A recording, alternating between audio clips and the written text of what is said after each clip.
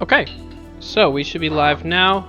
Hello everybody, welcome to Main Chat Nerd Night, all two of you, hello. We got started a little bit late, but, scheduling and all that. So,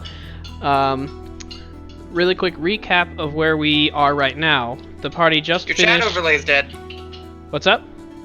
Your chat overlay's busted. Let's try that again. There it is. I will have to double check. I don't think so, because that magic is... Anyway, let me go through this and then I'll answer the question. When we last left our group, they had been tasked...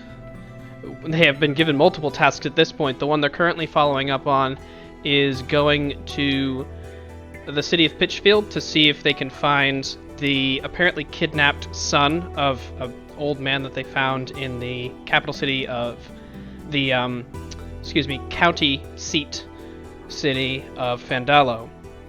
Along the road, they've encountered a few things so far. Most recently, they've encountered a group of goblins that had apparently taken over an upturned cart and turned it into a fortress, digging underground and, fleshing all of that out. In going down there, they also encountered a pair of hobgoblins and fell victim to a few traps and disarmed one of them, which is great. Wait, I thought those were bugbears. Are they bugbears? Sorry. They're all the same in terms of challenge rating. But yes, it was a pair of bugbears, and one of the goblins was cowering in fear, and they decided to spare him, and he explained that this was his fortress. His name is Dib. Dib the Goblin had created this fortress, and then the bugbears, or the tall ones, as he called them, came in and took it over from him. They allowed him to leave, and in doing so, convinced him to help them find a little bit more of the riches, the loot that had accumulated in this fortress. After that, Hoyd, who had cast Friends on Dib, then used, was it Command, I believe? Suggestion. With Suggestion to send Dib away. Just away. And that suggestion lasts for 8 hours as a concentration spell. However, everybody is now starting to go and find their way to sleep. So as everybody, at this point, is there anything you want to do before you go to sleep? At this point, all of the group is still sort of right around Dib's fortress, just using it for cover. So I go park myself on top of the caravan, whatever that was. It was a very large, wagon cart. Yeah, okay. So I'm sitting on top of that, and I will be lookout for the night, since I have to be awake. Okay. Is anybody going to be doing anything else before they go to bed? Right. So Hoyd's on watch. I am. Okay. So, in that case, I think I'm going to rest inside the overturned cart. Okay. Just up on ground level or down below? On the ground level. Okay. All right. So Hoyd, just for the sake of convenience, I'll use this as for elevation, which really you guys should be down here. But Zook's going to be inside. Is everybody else going to be more or less along that same path? Has Prudence cast alarm or something? That seems fair, I think.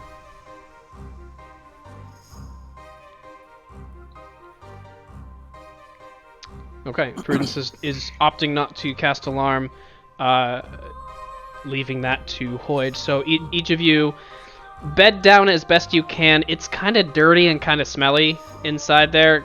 Goblins and bugbears are not necessarily known for their cleanliness. Do we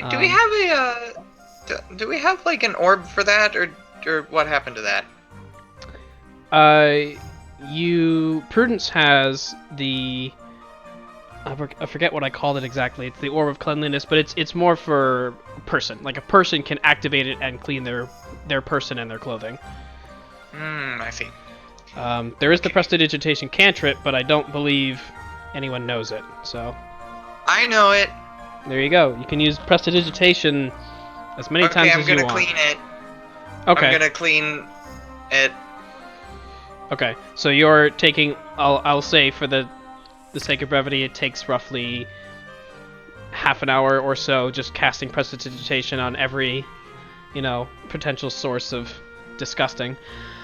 Well, if it's casting time is 1 action, right? And so, which means I can cast it once a round, which means I can cast it 10 times a minute. Right? Yeah, you're just casting it continuously. It's just goblins are filthy, and Prestidigitation, while fairly powerful at cleaning, you have to go through a couple of layers.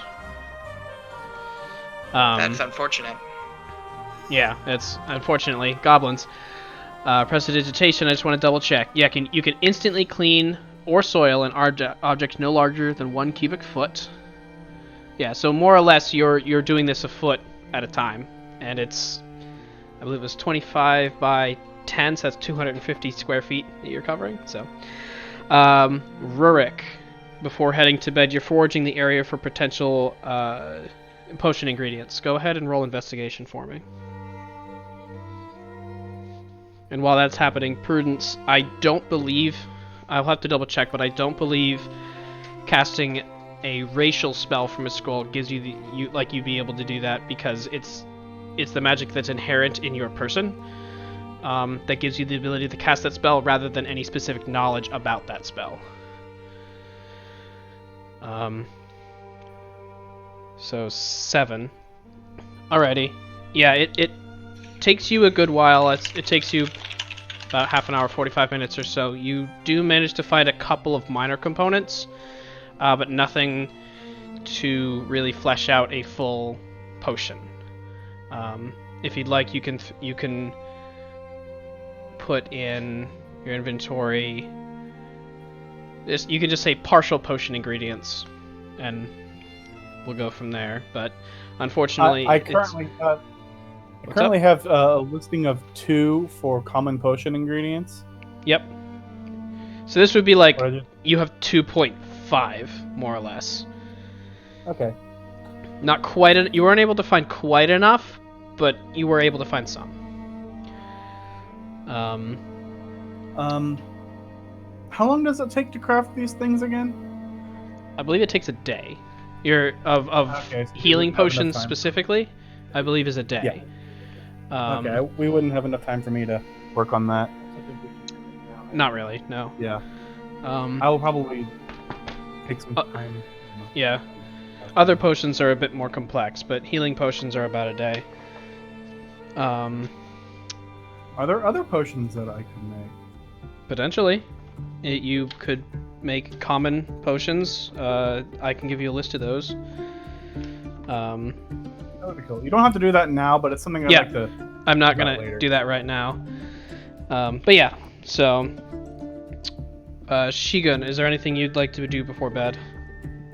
I don't think so. I think I'm good to sleep.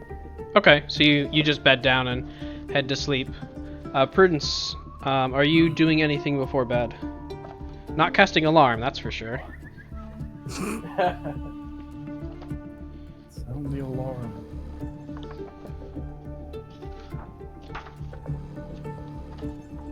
Okay, so you spend a moment just in quiet contemplation, slightly away from the rest of the group, and then as you come to your center, you move back into the group and go to bed yourself. Hoyd, you are say again? In the moments of, there's also oh, I'm sorry. Yeah, is there anything you would like to do before bed? Yeah, it's I want to practice with my trick wand. Okay. Yeah. Moving it around. Okay. Putting coins into and out of it. Alrighty, yeah, just for the sake of it, make a sleight of hand check. Trick wand? Sure. Did I miss something? His proficiency is not in instruments. 15. Okay, yeah, it goes with that incident. In fact, there's a rather tricky trick that you've been trying to pull off and haven't been able to, and you just got it right at the end of your practice time. So nice. You're slightly you feel slightly more confident in your abilities with this particular implement. And then you're heading to bed. Hoyd, you are up on watch. I assume you're also concentrating on suggestion to keep Dib going away. I am. So I am doing a number of things to kill 8 hours. Okay.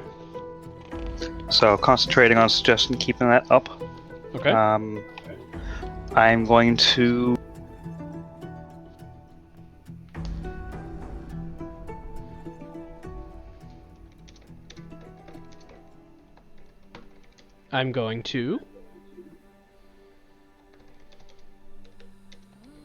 You're going to what? Oh, you cut out. I wasn't able to hear what you said. Oh, softly play the lute to myself. Okay, so you pluck on your lute and do a couple of that. Is there anything in particular that you'd like to do on it, or? No, just old songs that I remember from the past. Okay. Things to remember. So up on the top of the wagon, you're strumming your lutes and. Mm-hmm. How old's your character, by the way? He hasn't told you yet. What race is your character? I haven't told you that either. Well, so in your initial encounter with him, you did notice that he had elven features, but not as fully defined. Not as fully defined as a full elf. I see. Alrighty, so Hoyd, as you're up on watch, go ahead and make a perception check. Here comes that unplanned combat. Yeah. Hey, I've got Xanathar's guide up. I could just roll up an encounter right now. Oh no. Okay, sorry about that. Pulling something out of the oven. Perception. Yes. Wait. Oh, so Prudence. If you'd like to. How many rolls will you need? So, in terms of what? Perception checks? Is he trying to use divination or something on me? In this case, I would do one perception check per person who's on on watch, rather.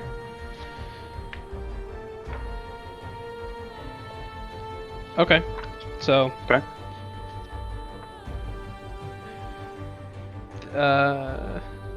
Do I choose that after or before I roll? It would be before. The portent So, replaces the roll That's entirely. equivalent. So that's equivalent to passive perception.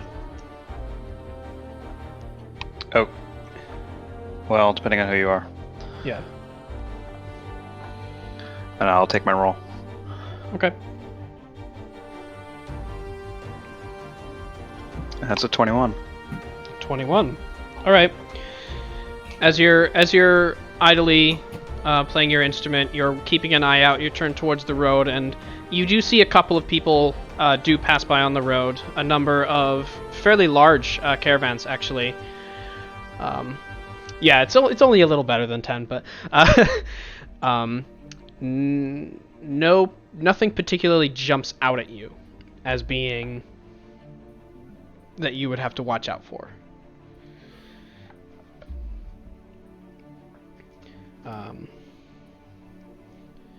And do you go through the entire 8-hour long rest period for everybody else?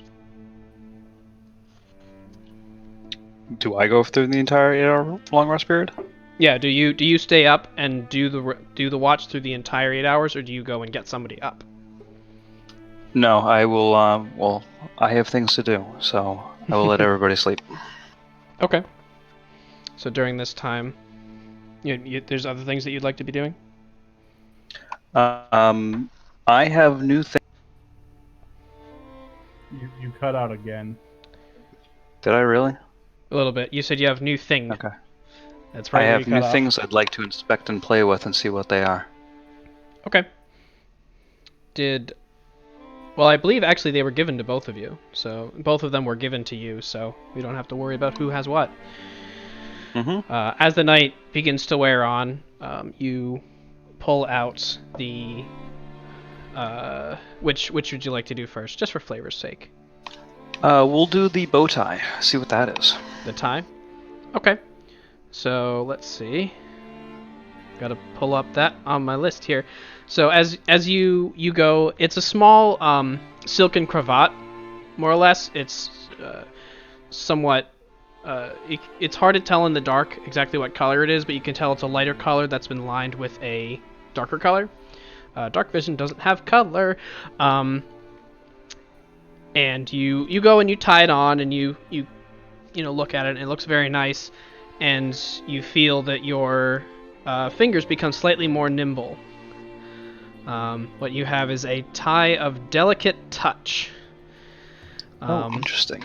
While wearing this finely embroidered silken cravat, the wearer gains advantage and proficiency on all sleight of hand checks and performance checks involving the use of an instrument or a handheld prop. If the wearer already has proficiency, they gain expertise, proficiency modifier times 2 instead. I wonder who could use that. That's fascinating. I wonder. Mm-hmm. There's a lot of people who can use that in this group. Yeah, absolutely. What's it made out of? It feels like it's made out of silk or satin, some very, very smooth material. What color's it? It's night. Nighttime. Dark vision doesn't have color, so it's tough to tell in the dark. Did I see what the color was when Dib gave it to me? Yeah, well, it was on the pile of gold that came from the upturned throne. No, it was like a deep, deep, deep maroon. Oh. That was lined like with a like a what's the word? What's the an indigo? There's an indigo lining around the outside. I was trying to Lightish remember red? what's purple but red. Yeah, indigo. What's purple but red? Yeah, indigo is the answer. Okay, so it's an Except that dark it's actually indigo. closer to blue. Whatever. So you have this on. It does require attunement, so the item, whoever has the item, will have to spend some time to attune to it in order to gain the benefit of this item. Okay. So you pull that off and you tuck it away, and you slip on the ring, and the gem. As you look closely at it, the gem appears to have some sort of very intricate carving into it. It looks like almost like the head of an animal. Almost. It's very, very fine and hard to see in the dark, but you're able to see well enough under the moonlight. You put the ring on, and you feel an odd surge of magic go up your arm, and just on a whim, you thrust out with a punch, and a wave of force comes out from your hand.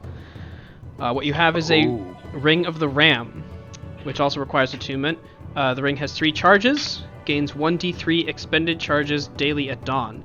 When wearing the ring, you can use an action to expend 1 to 3 of the charges to attack one creature you can see within 60 feet of you.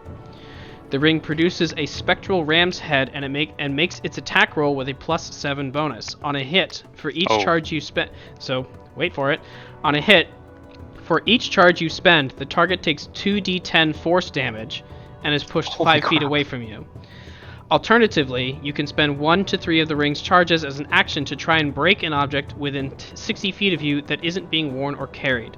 The ring makes a strength check with a +5 bonus for each charge you spend. Dib said it made you strong. Okay. Yeah, wow. He said it made him That strong. is complicated. In terms of magic items, do you have them handy as a sticky, or how do you want to record that? Because that's a lot to type down real quick. So I have them here. I will copy and paste them into the your just regular channel, not the gameplay channel. Okay. So there's one. And I also have a record of all the magic items that you guys have as well. I actually have a hard time thinking of like who would be best suited. There you go. Yeah. That's the fun part about these, is that it seems obvious at first, and then you're like, wait. Yeah, many people can use this stuff. The Ring of the Ram also requires attunement. And so by the time you're coming to the end of your watch, Nothing in particular has stuck out to you. You do experiment a little with the ring, and you send out this spectral force at a tree, and it just falls right over. So you punched the tree. I did from 60 feet away. It was Punched awesome. the tree from a distance. 60 feet away. So it's a stand. The ring is a stand. This looks like the work of an enemy stand! I have a third item. Wonderful. You have a third item. Do. I don't have it listed. What is your third item? It is a set of fixed dice. That's right. Yes. Nice. So as you go to roll these, you cast the dice, and you notice every time you roll them, they come up 1 or 6, both. And after a little bit of thinking, when you cast the die, you think 6s. They come up 6s.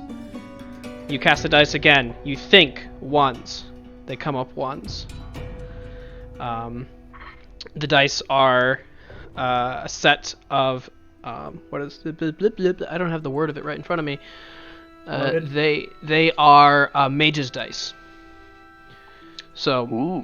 more or less, they feel to the casual observer they feel weighted, but if you are able to spend longer than roughly an action rolling the dice and casting them as you focus on them, you're able to have them come up with any number you desire. Okay. And somebody who's not attuned, do they require attunement?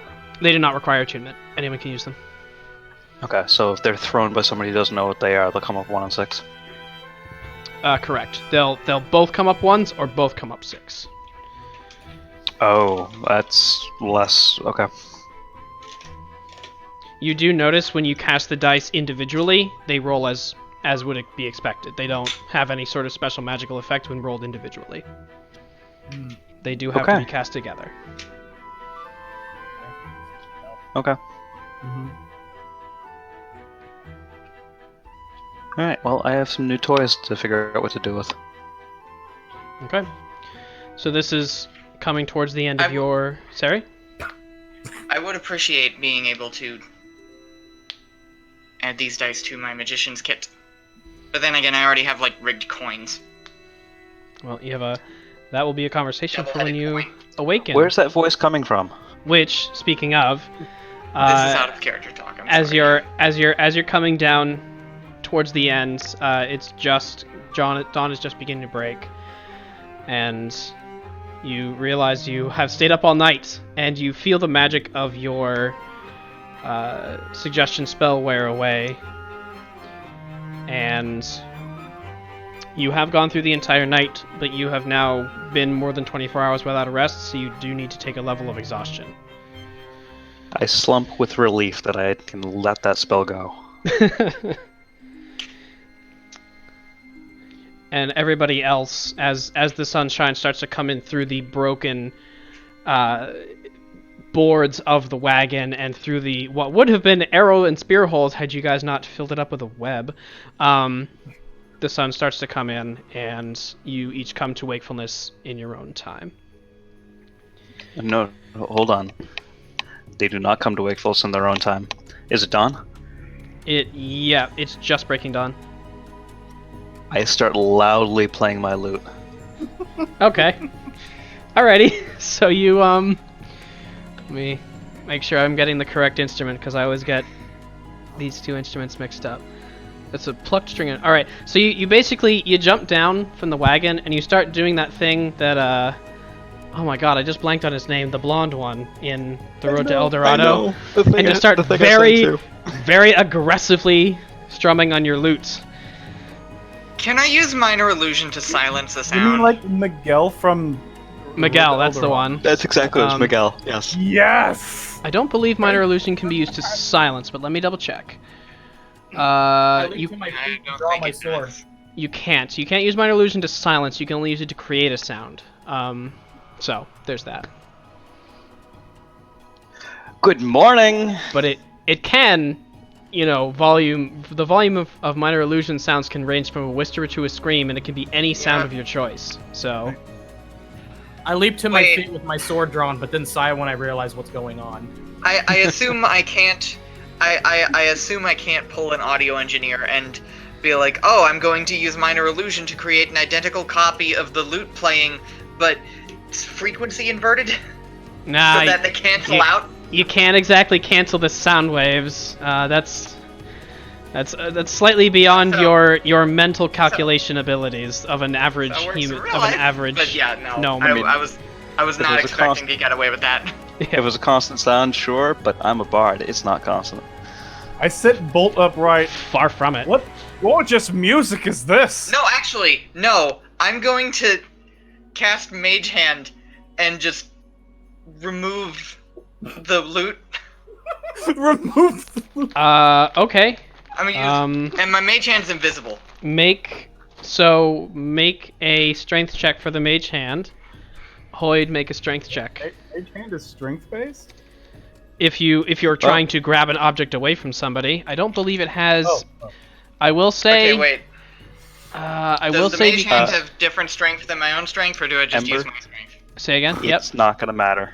It is not gonna matter. No. Do I use He my own has strength loot. modifier? Okay. Do It I doesn't. use my own strength? There is 'Cause no modifier. modifier. I will say it has a strength penalty of -2 because it's not Okay. particularly strong. So So, I So- rolled a natural Right. 1. You have the. However, oh yeah, no, that's right. Meets it, beats it. So, in a very strange series of events, Did he really got a 3? he got a total of 1. I got a total of. Oh, that's right. 0. I got a total of 1. Yeah, so in this case, you see a very interesting scene of, like, you feel the loot start to come out of your hands. You continue to play, but it's just like floating a little bit away from you, and you take a couple of steps forward, and it goes back to you, but it keeps floating away, and you just can't figure out what's going on. It's like it's levitating, but it's staying at ground level. stop that! I yell. Oh my god, that's amazing. Okay, Good morning, and you're welcome. so Prudence wakes up, I return the loot. and he to takes a him. moment. Okay, you release the mage hand spell. Prudence, go ahead and roll for your importance. Okay. So Prudence takes a moment. He just sits and focuses, and you feel, the ley lines of the universe speak to you. That's right. You rolled at the end of last session. And he just, what a lovely day, as he gets up and starts to pack up his things. Hoyd, you are quite skilled with the loot. Why, thank you. And you're welcome for keeping you alive. Yes, thank you. And at this point, it's less of a somewhere over the rainbow and more of a 6-year-old got their hands on a guitar type thing going on. Just Okay, I'm not standing up yet, but I will start to juggle. okay. So you sit Alright, up and I you. put the loot away. I am No, done with I'm that. lying down and I'm throwing balls up in the air and catching them. Oh, all right. Make a sleight of hand check. Actually, no. Wait, no. I have juggling clubs. So I mean, never mind. you could if you wanted to, but Wait a minute. just be aware of the potential consequences. No, I'm gonna not do that. Alrighty. I take it it's dawn now. Yep. So it's everybody sees the light coming in at this point. I wonder. I wonder if a juggling club would have the combat stats of a regular club. Juggling club has the combat stats of an improvised weapon. It can be Okay, used. yeah, It does I have. figured. It does have the attack. The damage die of a regular club, but you don't get to add your proficiency bonus when you're attacking with it because you don't have proficiency with improvised weapons. And see. Prudence, yes, you do. I believe. I forget what the exact value it was that I mentioned before. If it's less than 50 gold, if there's a gold cost. If it's less than 50 gold, you can just go ahead and pay the gold. I don't care. Or if it's like 50 gold of assorted ingredients, okay, that's fine. You just pay the 50 gold. Yes. So the gold that we had from Dib, how much was that? It was 300 and something. What? 54. Let's talk loot, yes. Yeah. So why don't we split that evenly? Wasn't there a little bit of other gold from the other slain enemies? That was already taken care of, I believe. Was it? Yeah, we did that last session. Alrighty. So Prudence takes a second and pulls out his smudge pot, starts burning some incense, which is quite lovely actually. This early in the morning, there's a very gentle breeze, and it sort of suffuses the entire area. How lovely. And I assume you're doing this ritually. So it takes a good hour, but that's about as much time as you guys need to really like settle. And he summons Deer up again as in her raven form, and gives her a nice little hug. And that's what Deer looks like now. As a raven? Yep, as a raven. As Okay, a let's raven talk in about a fancy Okay. plastic thing. So I have gifts. I've spent all night studying these things, and I've found the exact nature of them. Shigun, come here. Sure. I'll walk over towards him.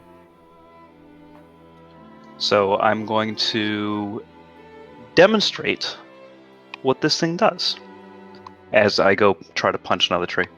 Okay, make a strength check. With the +5 bonus. That's an 8 8 total? total.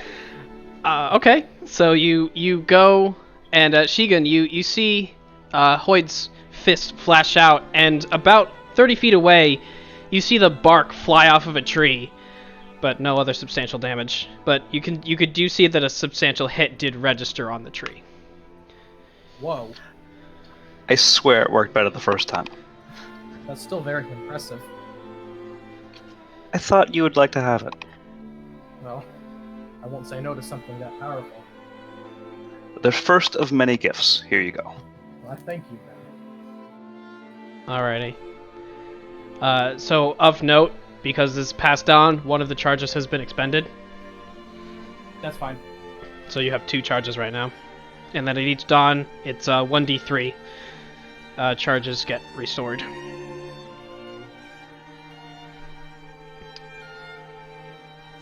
Zook, where are you?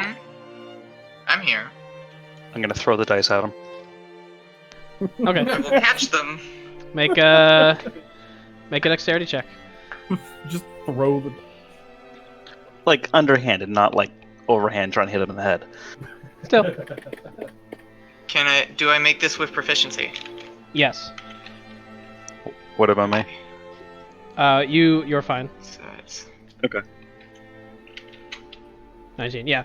You actually, as a bit of a joke, you take a second and you let it. Yeah. Yeah. You let the dice go past you, and your hand flashes out, and you snatch them out of the air. Thanks. What do these Try- do? Try playing with him. I do that. Are they coming up as 1s and 6s for him? So, yeah, each time you throw the dice, they come up alternately 1 and 6. Focus on what you really, really want when you use those. Can I just Arcana check these? I mean, you can, if you'd like. I'm never going to stop somebody from rolling if you ask for a roll unless it's the wrong thing. 6. Okay, that's... I mean, they look like dice, more or less. There are no like runes on them. There's no real marking that indicates that they're of particular power. Yep, of course there isn't. Okay. I mean, why would there be? So I'm going to continue experimenting with these. Okay, so you play around with them and you you follow Hoyd's advice and you focus on a specific number that you'd like, and it does indeed start coming up the figures that the numbers that you decide. Like any number, not just 1 or 6. Mm-hmm. When you focus Does on them, this work with just 1 dice on its own? With it just does 1 not. die? It does not. It When you does roll not. a single die, it rolls as a regular die. They only work when they're rolled together. Okay, I think I am just gonna put this in my Stage Magician's kit. Okay. Just of note, you do have those in your Stage Magician's kit, so.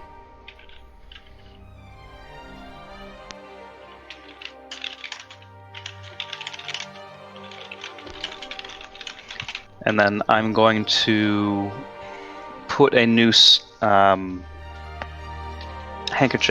in my military jacket's pocket. Okay, you throw the cravat in your jacket pocket there. So, Prudence, Zook, Prudence comes up to Zook. What if they're thrown at the same time but apart? For Do example, we have a if flat surface 50 feet away? I don't know. I haven't tried that yet. Okay, I'm going to walk out 50 feet, Okay. hold one of the dice Okay. in my own hand, have one of the dice held by my mage hand. Okay. I'm going to roll it at the overturned cart Okay. and the dice on me where I'm at simultaneously. And Okay. I'm going to think about 6. I'm gonna make it roll above 6. Okay. So you roll the dice. The one you rolled came up 6. What's it say? So Prudence looks down. It is a 4.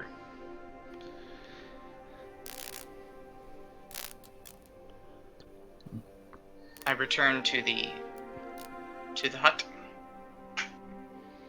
Yeah, it does appear that they do have to be rolled in the same hand. That is unfortunate.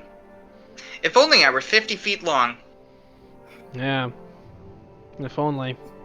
but I'm not. That's just what you deal with being a gnome. Gnome humor. Well, talk to Rurik about that. Maybe he'll have some potions that can help you out in that regard. Alrighty. So you folks have all packed up. You've played around with the various implements that Hoyd has handed out. You divvied up your gold. You get back up on the road. We Oh, can. right. How much gold do we each get? Somebody did the math. I forget who. I hope Where? Prudence did. Where was that? It was not. It was not, however, a graveyard smash. What? Where do I find the number? Where is it? I forget. Did I? Oh, because have- it was in the Thursday gameplay channel, and I wiped that channel after every session. I have in my notes 65 gold from something. Is that from the goblins' corpses and stuff? Yes. Divided Okay. by 5. Yeah, that sounds about right. Did we Okay, divide so 65? how about the like Yeah. dibs gold? That gold. So 65 gold Working on. between 80. So right, there's 87 divided among the 5 of you. Everybody should have gotten about 87 gold or so. However you decide to divvy up your gold is up to you. Okay. I don't know if I already got like the 65, so I'm just gonna add 87 to my current gold total. So I currently have 87. I'm assuming that was from last session. It would have been from I that, didn't think we yeah. did. Yeah, I don't think we divided up dibs gold yet, though. I Yeah, prick. believe So I'll have to look at the video. I have I don't recall 196 specifically. gold, and then I add that, and then I have 283 gold. That's not unreasonable. I don't remember specifics, but so as you guys are talking about this, Prudence just starts walking towards the road, looks back over his shoulder as deer on his shoulder, and all of you turn to look, and he just starts walking up the road. I guess we're going. Today's gonna be a longer day than normal. It will for Go you. we shall then. Yeah. Yes, for me. Did you sleep at all last night? No, I was keeping you guys safe. I was doing my job. But are you going to be alright? Of course I will be. It just won't be as... Chipper? Yeah, that too. Well, maybe on tonight's watch we can have someone else there instead, so you can get plenty of rest. That would be appreciated. You're a bit quiet. Also, you're quiet, yeah. Sorry, I was moving the mic around. Alrighty. So as you... So? 87 to all of that. So as you guys make your way up, the rest of this day, I believe it was, let's see, I believe Zook, you were, and Hoyd, both of you were just sort of keeping an eye out for folks on the road. Zook specifically, you're looking for things like trade caravans and so on. You do actually... Say again? I will not be... I was affirming. Okay. So you do actually, Hoyd, you would recognize this.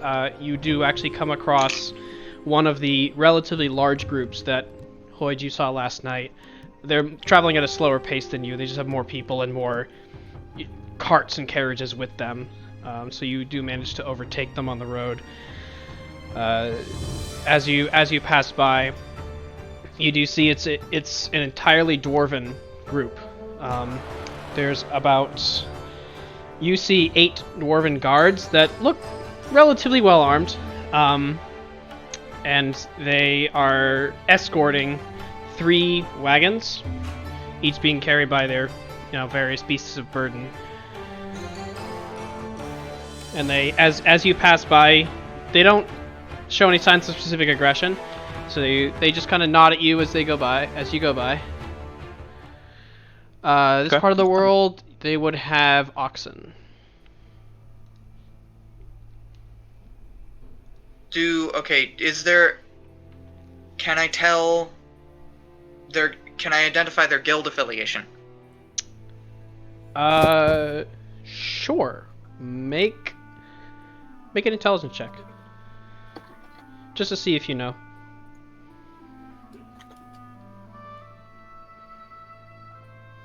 Okay.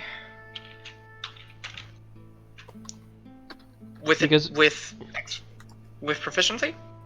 Or no? If you have proficiency in intelligence checks, otherwise no. How do I tell if I have proficiency in intelligence checks? I have proficiency in intelligence saving throws. Oh, saving throws. Then no, just don't without your proficiency mod. No.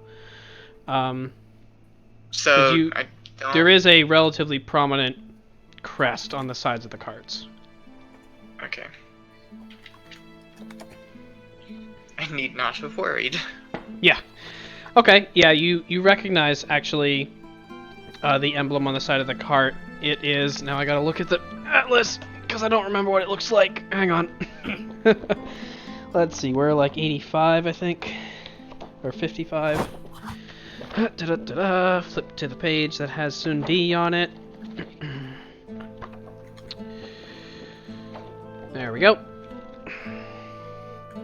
The crest is a white circular emblem with a blue, like a sash running from one corner to the other with 3 stars in the center. You recognize that as the sigil of the Gloriols, which are a series of independent dwarven kingdoms that live up in the mountains.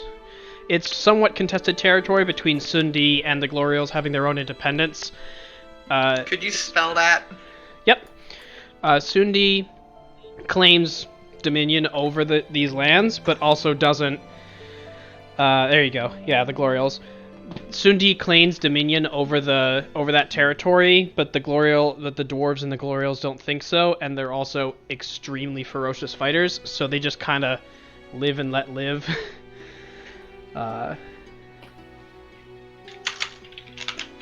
Okay. Yeah, Rurik, make a perception check.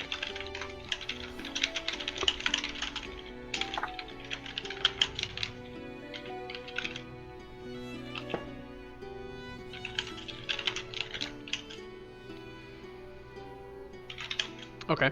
Yeah, so Prudence, as you're doing this, you send deer up ahead, forward to scout the terrain, make sure there's hunting, food, foraging, so on. Rurik, on the outside of these vessels, or on the individuals, you do not spot any particular religious emblems, no. I am gonna go to the bathroom. Right, quick. Sure, roll a seem- Constitution saving throw? No, I'm kidding. No, I, I know, I'm kidding. Go ahead.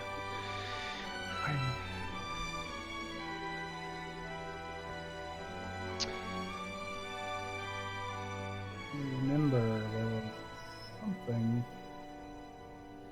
I can't find it.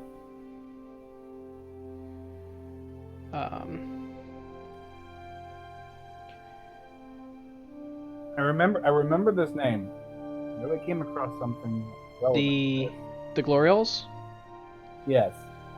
I believe we were discussing your character backstory, and the Gloriols came up because it is the highest concentration of dwarves in the region. I don't remember what I can't help but think that there was something was. like an item or something we came across that involved them. Kilvengoth, that's right. Yes, you found the emblem of Kilvengoth on a piece of wood, the Krui emblem. Yeah, it was in the chest that you found at the statue of the dwarf, way back in the second or third session. Yes, that.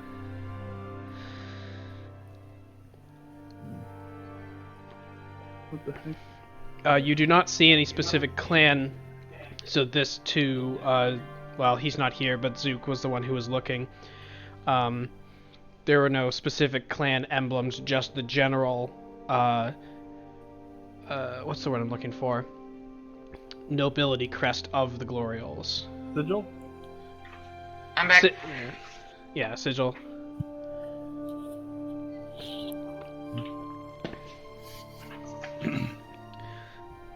So, not seeing anything of particular interest, you continue on by. I assume. I will raise a hand in greeting and wish Paler's Light guide them on their way. Okay. As you're doing this, you're just passing, one column of them. Most of them raise a hand in greeting as well. The second in line gives you sort of a very deep, respectful, not quite a bow because they're moving, but just a very deep head nod of genuine respect. More or less, they don't say anything else to you, though. They are talking amongst each other. Who in this group? I think Rurik and Shigun, you know Dwarven, correct? Yes. I do too. Yes. And Hoy does too. You know Dwarven. They are talking to each other in Dwarven. More or less, they're talking about conditions on the road. They're discussing. Are there any children? Make a perception check.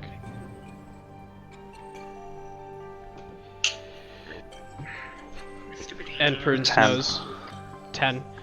Okay. So most of the party knows Dwarven, apparently. Yeah, most of you That's why I'm except such a good Zook knows Dwarven.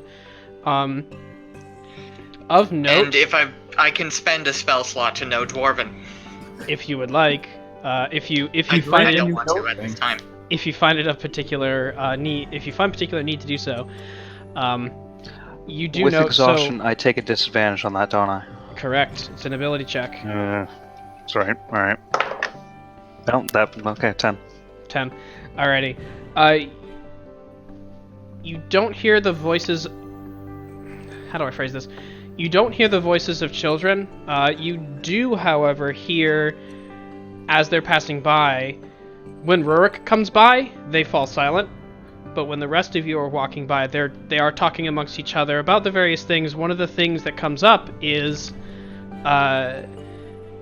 they more or less they don't know what they're going to do with them. They don't specify, but they say they don't know what they're going to do with them. There's more and more of them every day.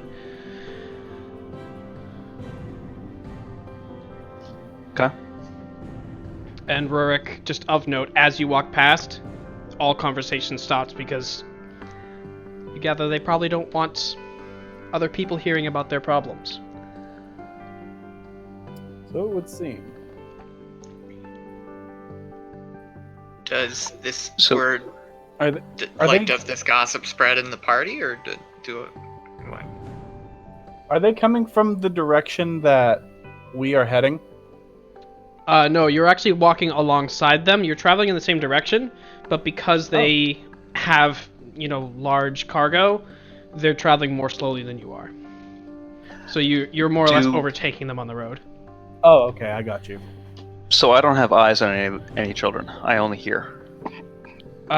You overhear what they're saying. You don't see anything. The wagons they're not cages. They're transport closed. wagons, but they're closed. Think covered wagon, but there isn't, only the top is covered with fabric or canvas. The rest of it is just all solid wood.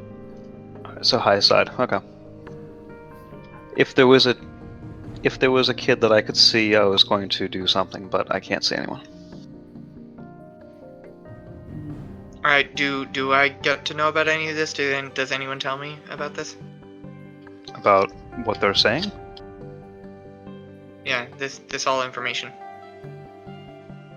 Once we're past them, of course. Yeah, so you guys... Yeah, I'll bring it up. Okay. So you guys overtake, and you make your way by. You estimate you're probably about, I don't know, quarter mile ahead of them. They're out of sight, but you can, they're still traveling in your direction. There haven't been any turns on the road yet. And, Hoyd turns to Zook. Okay, So they were talking about there's more and more of them. Rurik, Yes. I have a theory about Did you what did you this say might anything be, more? but I will refrain from assuming. I would definitely jot this down, though. Boy, did you say something? I did. Okay. When you addressed me, you just kind of cut out. Yeah. Oh, sorry. I'm sorry. My push to talk apparently is not working great. They were talking about more and more of them. Rurik, do you know anything about that? Have you heard anything like that before? I'm not quite sure. They seem rather wary of sudden encroaching other people. Of note, those of you fluent in Dwarven, the word used for them is specifically the variant used to speak about individuals or groups, rather than the word used to speak about creatures or objects.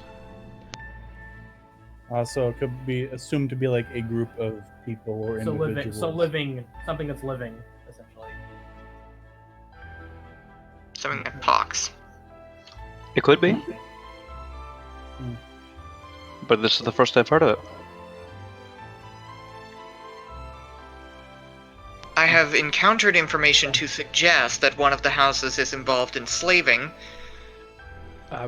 Prudence sort of cuts in. They could be discussing the kingdom to the northeast, the Alyssans, which most of you are vaguely familiar with the general geography. Alyssa is immediately to the north of the Gloriols. It is immediately north to Sundi, so... Although, continuing my previous thought, this could be about anything. True, we don't know if they would have any ties to the slave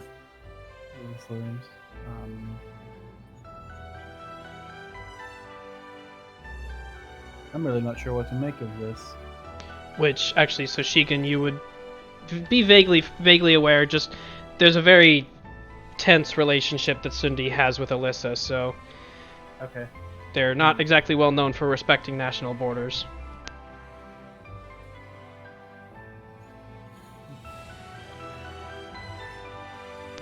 And Prudence, sometimes you can't make anything useful of the information that you have.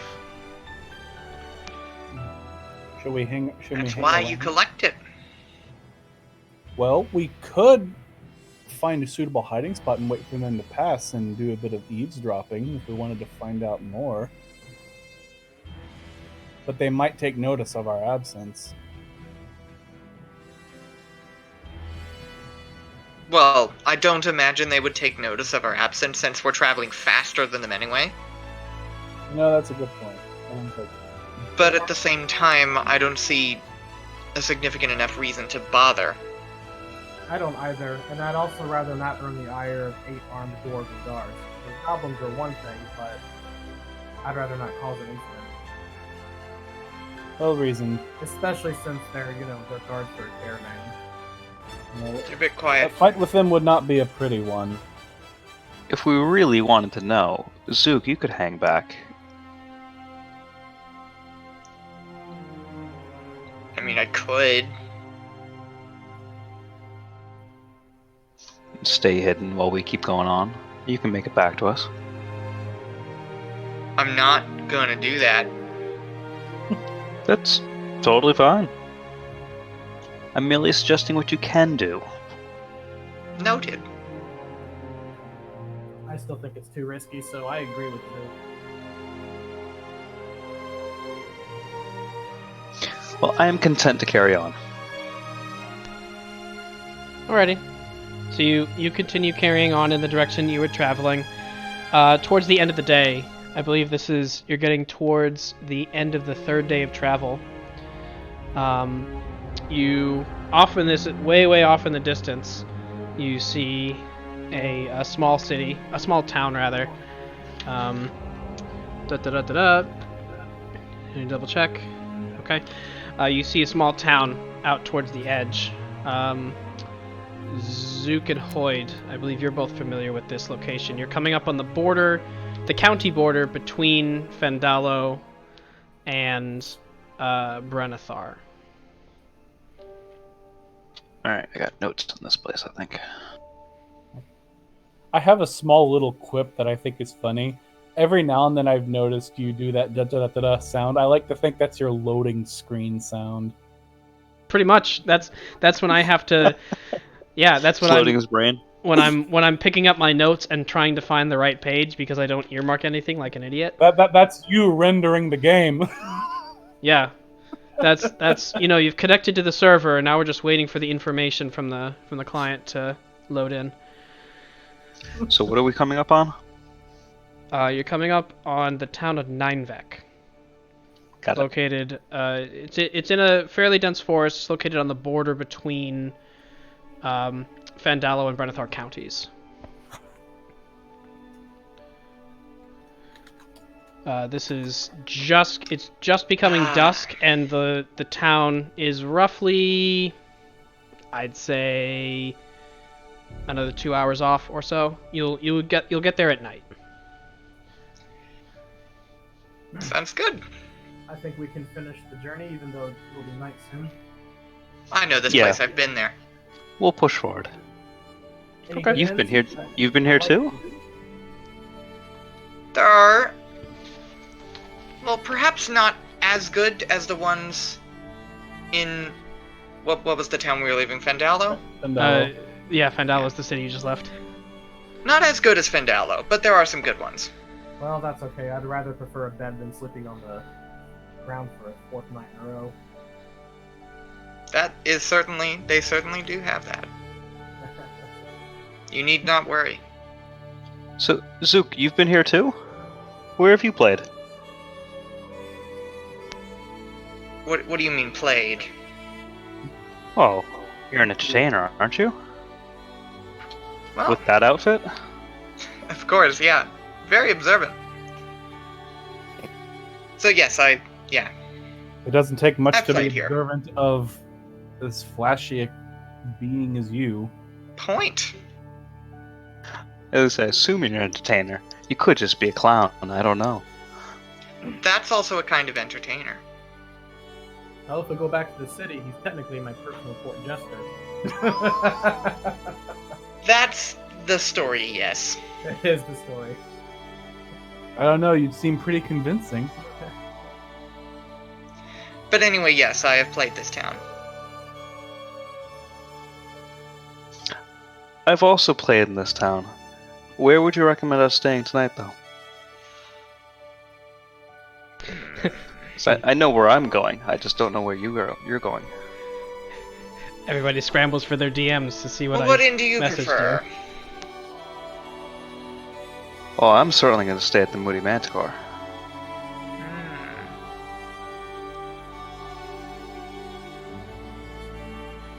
Yeah. I informed the rest of the party that this is the better inn in the town, though more expensive, and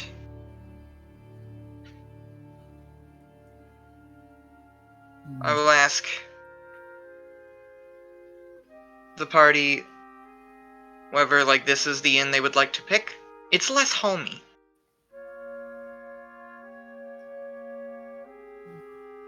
I'm not too picky, as long as there's a decent bed and decent food. We can also pick the Hound's House if you want, but I'm going to play at the Moody Manticore.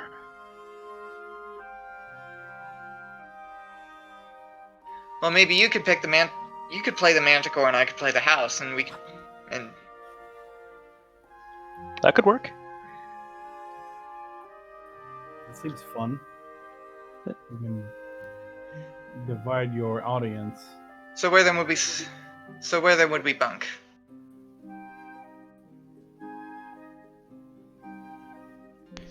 It's up to the party. How much you guys- coin do you have readily available? Plenty. You guys are having this You conversation. do remember the place you met us. True. This is true. You folks are having this conversation as you're walking up. It's a simple town. There's not like a gate around it or anything. There don't seem to be any guard presence. It's just a simple little town. A lot of foot traffic. You can see quite a few wagons that are stopped over. Quite a few trade wagons and so on. A lot of people up at this time of night. Interestingly, you'd estimate probably a good, 30, 40 people just within eyeshot. That's just the first section of the town. Very, very busy. I think we can all stay at the Manticore. I'm wondering whether I should do the same, as if I'm playing at the house, they would grant me board for the night, and I'm just wondering. Okay. As you guys are having this discussion amongst each other, Prudence starts to drift back a bit, and just kind of chats a little bit and chats with his bird. She's hopping around quite energetically.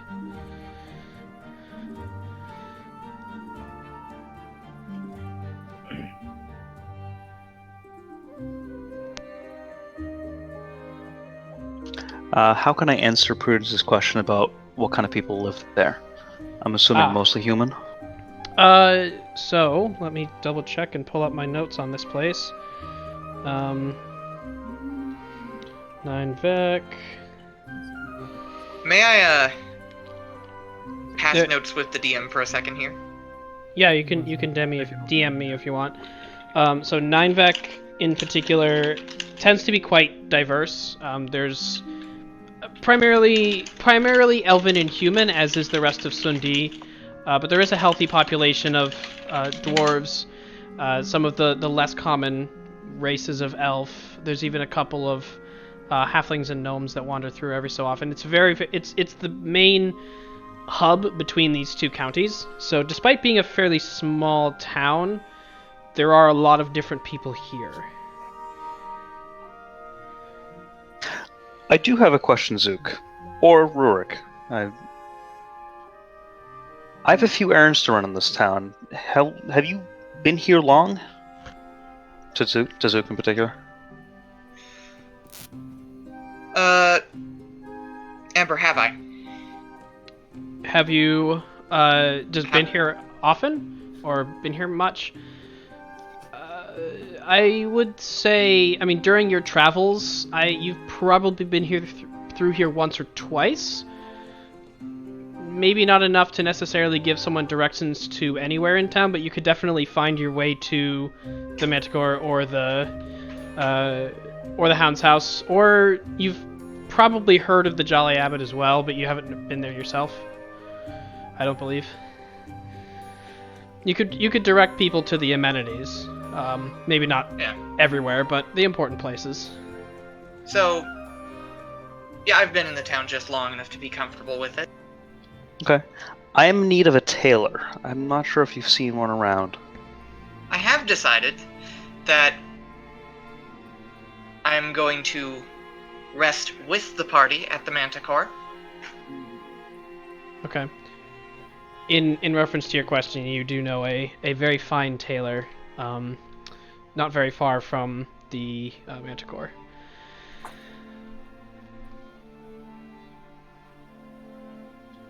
Do you tell me this?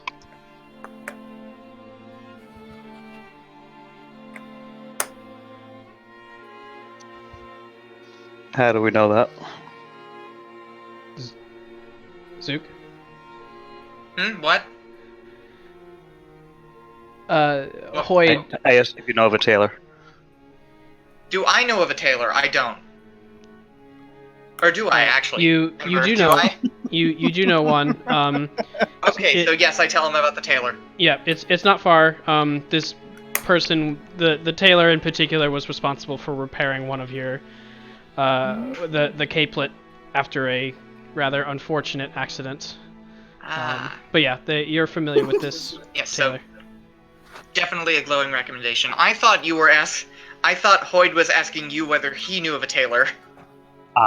No, I was asking you because you've been here a little bit longer than I have. Yeah. So yeah, there's definitely one I know. They do good work. Excellent. I say, really extending the arm that has the cape on it. That is really good to hear. Would you like to show me where that is once we get in town? Sure. Actually, you know what? We'll do that in the morning. Sounds like a plan.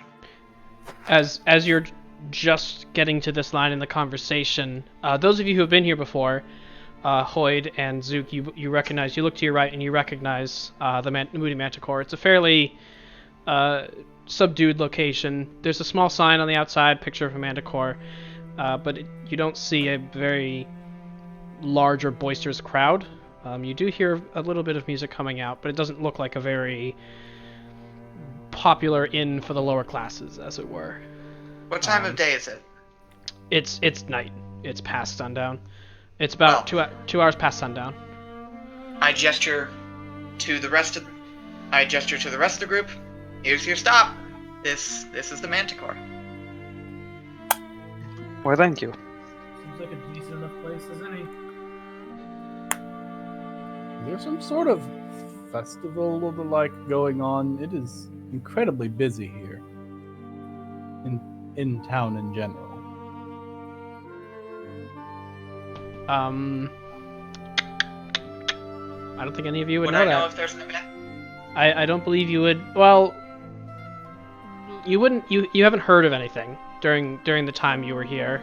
Neither you nor Hoyd have heard of a particular holiday or festival coming up. Rurik, make a perception check just to see if you can spot anything that would perhaps answer the question. There aren't any fireworks or anything going off. You don't see any. I could split the screen evenly between my PDF viewer and Discord. Yeah, it's not great. It is a pain, and Discord is unturned. There we go. Yeah, that's why I have a tablet running to do my PDF. I have 2 monitors. Yeah, I do too. I just can't get the second one to work. I wish I could do 2 monitors. So are we heading into the Manticore? Or are we looking around? I was checking around to see if I could spot the origin or the reason as to why there are so many people around. What time of night is it? It's about 2 hours past sundown.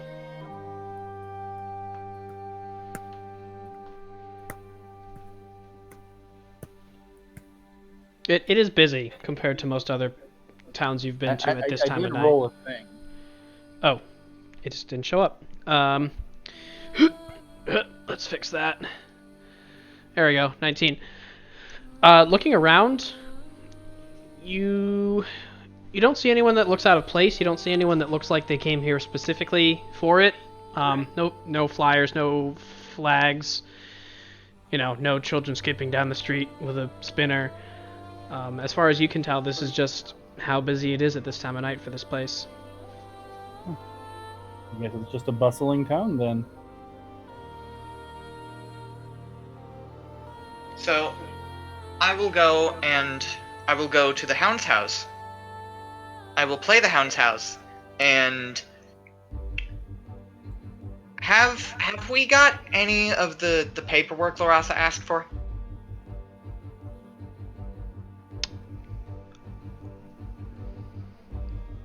If nobody else in the group would like to answer, I don't believe you have, no. I don't think so. No, I don't. I think we're still trying to. I have no idea what you're talking about. Okay, I will go to...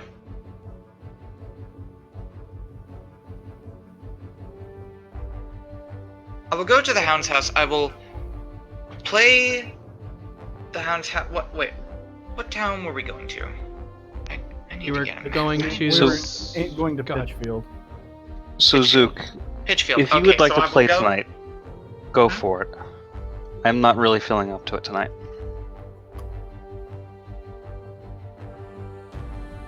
Perfectly well. So,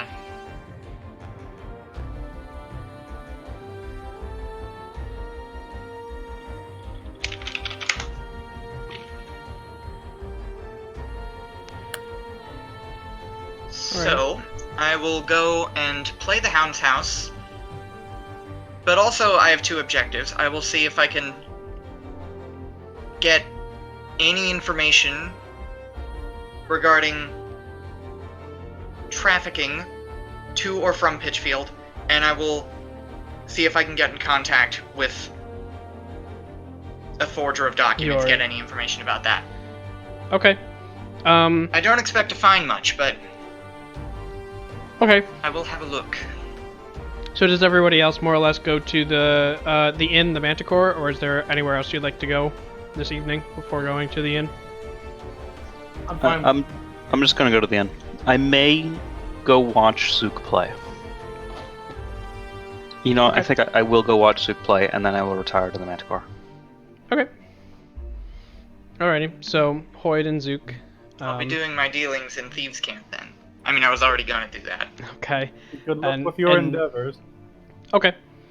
So, Shigun and Rurik, you make your way into the Manticore. As you walk in, it's a very fine establishment. You know, there is music playing, but it's very quiet, very subdued. There's a very small, there's a small dining area, but clearly not designed for large groups of people. And I would. What's up? I would advise Zook. I would advise Prudence that this is not the kind of information gathering that he is well suited for. Okay, so I'll come back That to he you should stay with three. the rest of the group. I'll come back to you three in a second. Just want to wrap this up with Rurik and Shigun. Rurik and Shigun, you walk in. There's a portly older gentleman behind the bar. He does not a bar. It's more of a concierge desk that he's behind. And you walk up, and he greets you. Says, "Welcome to the Moody Manticore. I can see you gentlemen have been traveling quite a ways. But hopefully, you guys are looking for a nice and quiet place to stay for the evening." That is the plan. We actually also have 3 others with us who will be joining us a bit later. I think Prudence is heading to the Manticore. Oh, okay. Well, it's just me and Rurik right now, so...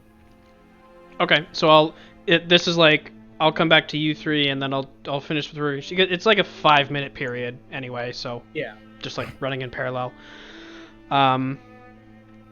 Okay. So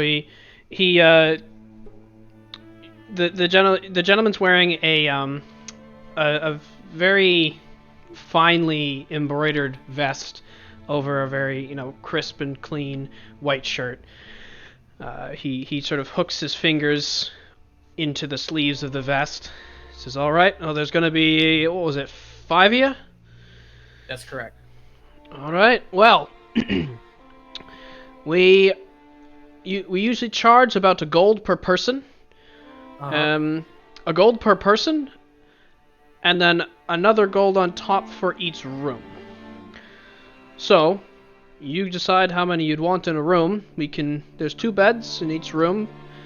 It's $1 per person, then $1 for the room. Meals are included in the meals and drink are included. Well, with 5 of us, we could probably just do 3 rooms, two rooms, and then 1 for 1 room. What do you think, Rurik? Seems fine with me. I don't think anyone wants to sleep on the floor after all that traveling. Certainly not. So it looks like we're gonna have 3 rooms then. All right, 3 rooms for the 5 of you. That'll be 8 gold. Very well. Oops, I accidentally slipped into the wrong accent there. 3 rooms for the 5 of you. That'll be 8 gold. All right. So what's on the menu for tonight then for dinner? This evening we have a rather succulent roast. One of our very well-established hunters came back with quite a sizable deer. So we have a roast venison for our patrons this evening, paired with a very hard to come by red wine of the Great Kingdom era, roughly 598. Sorry, 598 is post Great Kingdom. That would be 585. That sounds absolutely exquisite. Just because I know someone randomly is going to stumble upon this and be like, "Those aren't the right years." Gary Gygax would be turning in his grave. But wait, someone on the internet was wrong. Right. Well, Alrighty, then, sir, if it pleases you, I think that's what we would like to have. I imagine my comrades, once they arrive, will probably want the same. Very well. If you please, he takes he opens just a drawer below him and pulls out a small green, like a handkerchief almost, looks to be made of silk. There's a small manticore embroidered in the corner. Get this to your friends when they get here, and we'll know exactly who you're with, so they won't have to pay anything because you've already paid for them. Very well then. I'll take the handkerchief, and I guess me and Rurik will find a place to sit for dinner. Okay, yeah, it's a relatively small dining area. There's only like 3 or 4 tables, so you each get a table.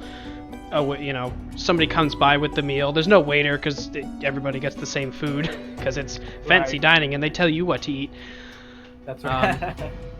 As the evening wind down, moving outside and rewinding about 5 minutes. Prudence approaches Zook and Hoyd and says, I'd like you to perhaps help look for this information." Then you tell him that he's not. He says, "Yeah, I don't think he'd be of much help in this. Okay. In the way that I'm looking for information." Okay. You see What information are you talking about? I'm being deliberately very cryptic. I'm not going to tell you. You see a small, like a quick jerk of a grin. He doesn't say anything, and he turns around and walks into the inn. It's at this point that Prudence, he would actually join you, Rurik, and Shigun. Do you join them at the table? They're just inside the door to the left.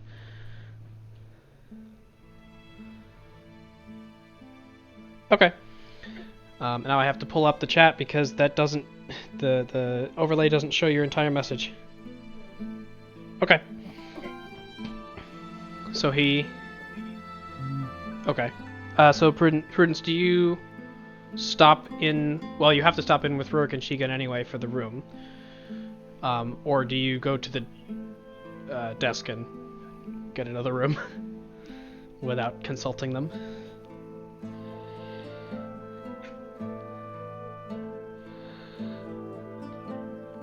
Okay.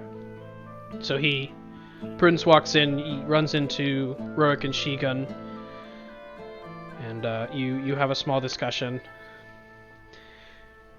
So, we'll come back to the payment and everything later once you guys have actually decided where you're going to sleep. Changing over to Hoyd and Zook, Prudence has more or less turned on his heel and walked away. Where's he going? He's going back with the rest of them Ah, to okay. the Manticore. Ember, I did send you DM too. Oh, let me check that. So of note, you were having this conversation outside the Manticore, so you probably know quite exactly where he's going. So he just entered. Okay. I wasn't sure exactly where we were. So let's move on to the house. Look up my notes, which is just Ember's PMs to me. The Hound's house. We'll go to the Hound's house. Yeah, I follow you to the Hound's house. I'll start playing. Okay, so you Chatting to people. make your way over to the Hound's house. Now the Hound's house. Do they recognize me? Yeah. So actually, as you walk in, I gotta pull up the name because I keep this. I don't have it written down. I have it in chats. So I keep having to flip between the different chats. Ninevek.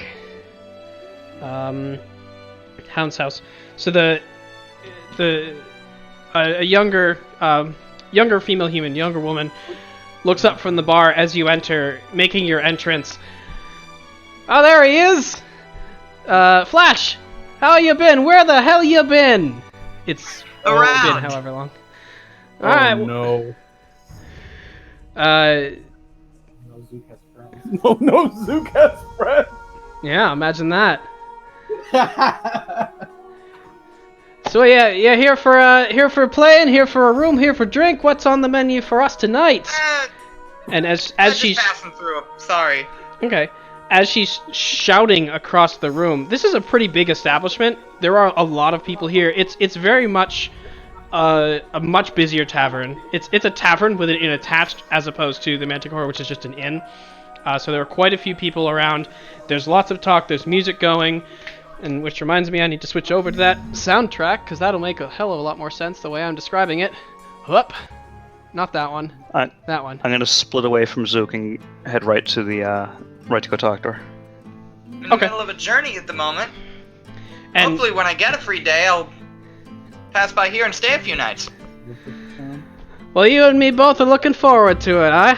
She doesn't have to look over your shoulder, because your shoulder's not very high. She sees Hoyd. Ah! Hoyd! Hello! How you doing, Alice? Who don't you know? If they don't come in, I don't know them. Most people. Point to you were that asking character over there in the corner. Sorry. What do you have to drink tonight? Well, oh boy. Well, we've got our standard ale. It comes from nearby. It's gonna be 5 copper, as usual. You're gonna be staying with us long? You're gonna be, entertaining us? I'll be staying a little bit of the you have? evening. Do you have my usual wine? I do. As a matter of fact, I've been wondering when someone was gonna come by and get it.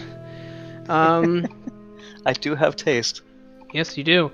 You do remember you didn't pay me last time, so it's gonna be another 5 silver for that. So it's gonna be a golden total for both. You owe me. Is that really necessary? Just cutting this conversation, moving over to Zook. At this point, have you more or less broken off and begun your performances just around the tavern? Yep, I'm going around Okay. doing performances, collecting tips, talking to everyone, some of them in Thieves' Cant, trying to collect information. Sure. Make a performance check. Make a what? Performance check. Performance, I see.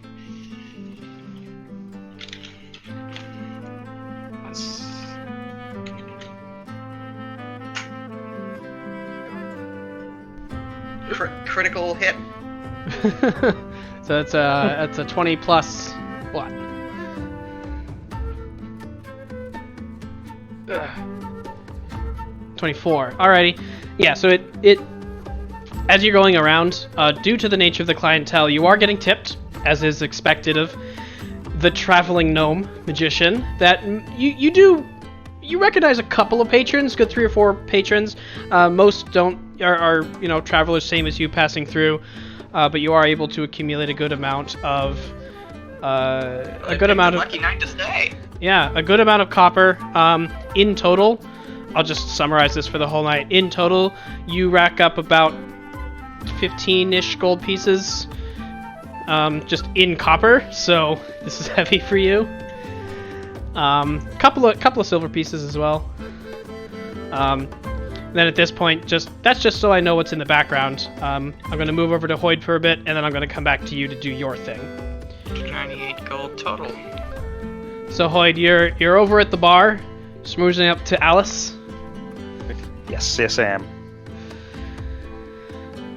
Hoyd, you do know that things cost money, right? Like this, she holds up the bottle. You recognize it. This cost me money, and the last one I gave to you on the promise that you'd give me the money for it this time. Now, what kind of business owner would I be if I gave you another thing for no money? I thought we had an understanding here. I Yes, show Hoyd. up, I make you lots of money, and you take care of me. Yes, Hoyd, we do have an understanding. It seems that your position's been usurped for the night, which means you're not making me any money. Yeah, so it is. I've got some bags under my eyes. So, let me settle up my tab. What do I owe you? Very good. For this and the one last time, it'll be a gold. God, you look exhausted. Tell you what, pay me for this. Clearly. Pay me for this. I'll give you a nice little meal in the house. And for God's sake, don't come in like this again. Get some bloody sleep. Alright. So is gold total? It's 2 gold. 2 gold. Sorry, 1 gold. It was 5 silver and 5 silver equals 1 gold. Haha, math. I definitely didn't fail the 3rd grade. So it's a gold in total. Or 2 Electrum if you have it. Yeah, or 2 Electrum if you have it. Which you very well could. Sundi has Electrum coming out its ears.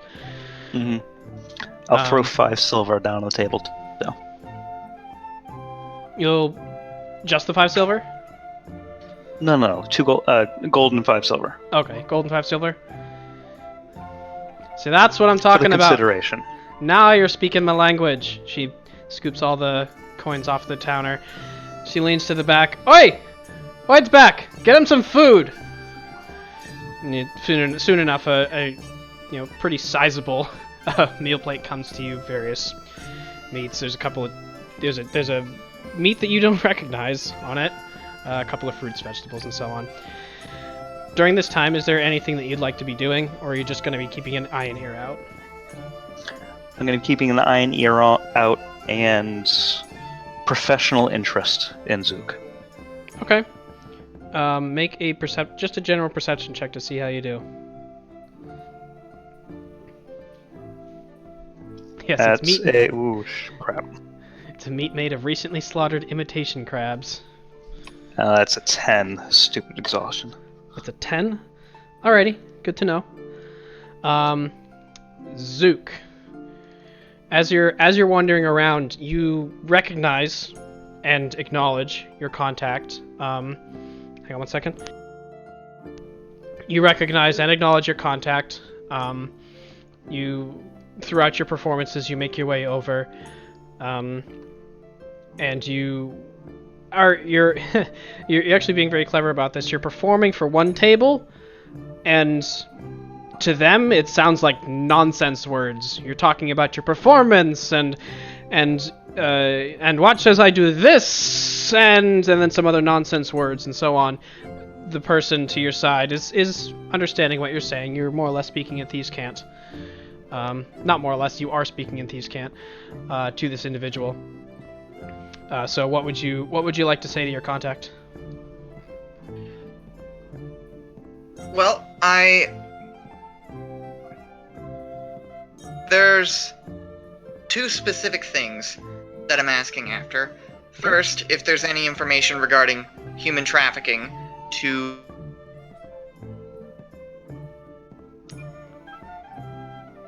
Sorry, you cut off. To...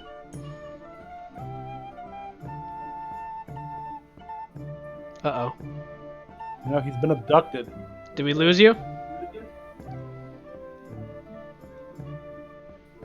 Used the wrong sleight of hand with Thieves' Camp. Hello? He's There been you are. disappeared. There he is. It messed up. Yes, it did. I heard as far as Okay. human trafficking 2, No, and then you cut off right I'll start there. over. I Yep. will start over. I am specifically asking about two things. Okay. Any, well, not necessarily human. Any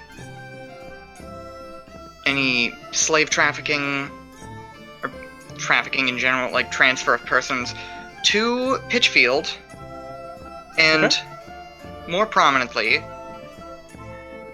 I'm asking if I can put in an order to if there's any like forgers of document Okay. Yeah. So in you, Pitchfield or on the way there that I can commission to forge the documents that we are seeking on our quest, so that I can pick them up when I get there. Okay. Your contact, a rough, interestingly rough-looking grizzled human, as they always are, aren't they? Yeah. He is speaking back to you in Thieves' Cant. He's making small hand gestures that you're able to catch out of the corner of your eye. While this conversation is going on, just make a sleight of hand check, real quick. Okay. This is just to see...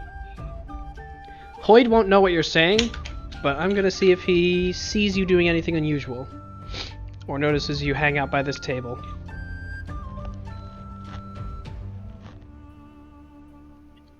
Do you want me to roll, or do you want just passive? I'm using the same... So that was the perception check that I had you roll before. Gotcha. And because you're exhausted... Total of 14. Crumble. In Total character. 14. Okay. Yeah, so...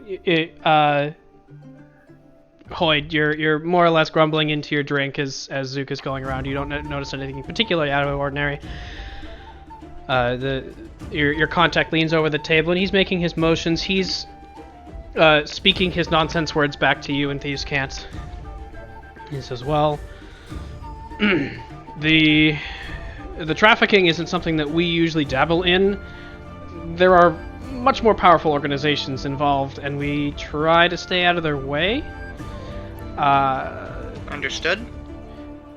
This particular part of the world in this case, you recognize meaning, just like Sundi, the Thieves Guild of this area, is we try to keep a low profile. It's mostly the government that takes care of stuff like that. We haven't heard anything out of the ordinary. We can put out our feelers for you, if you want. Is this in regards to the trafficking or the forging? The trafficking. I'm just gonna go in order. We can put out our feelers. Do you want us to look for you? Want us to have somebody reach out to you on Pitchfield with what we find? Does this service have a cost? To you, no. You render services to the Thieves Guild. That's the cost. But for something like this, Talk to the guild in Pitchfield. The contact's name's Ivor, and then I'll get you more specifics about that later because I don't have it immediately on hand. Okay, so then Um, I would accept. and then he'll. What you can find out. Okay, and you understand through your arrangement with the Thieves Guild, they'll have you do something in return for them in exchange for this information. And you said you were looking for a forger. What type of? We might have someone here actually that could help you. What types of things are you looking to forge?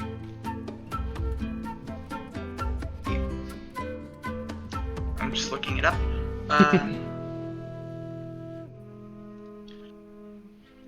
Various. What's the word? Couple documents related to immigration, to travel. Are you looking for travel documentation? Is this for a person of interest? Someone who's not supposed to be traveling?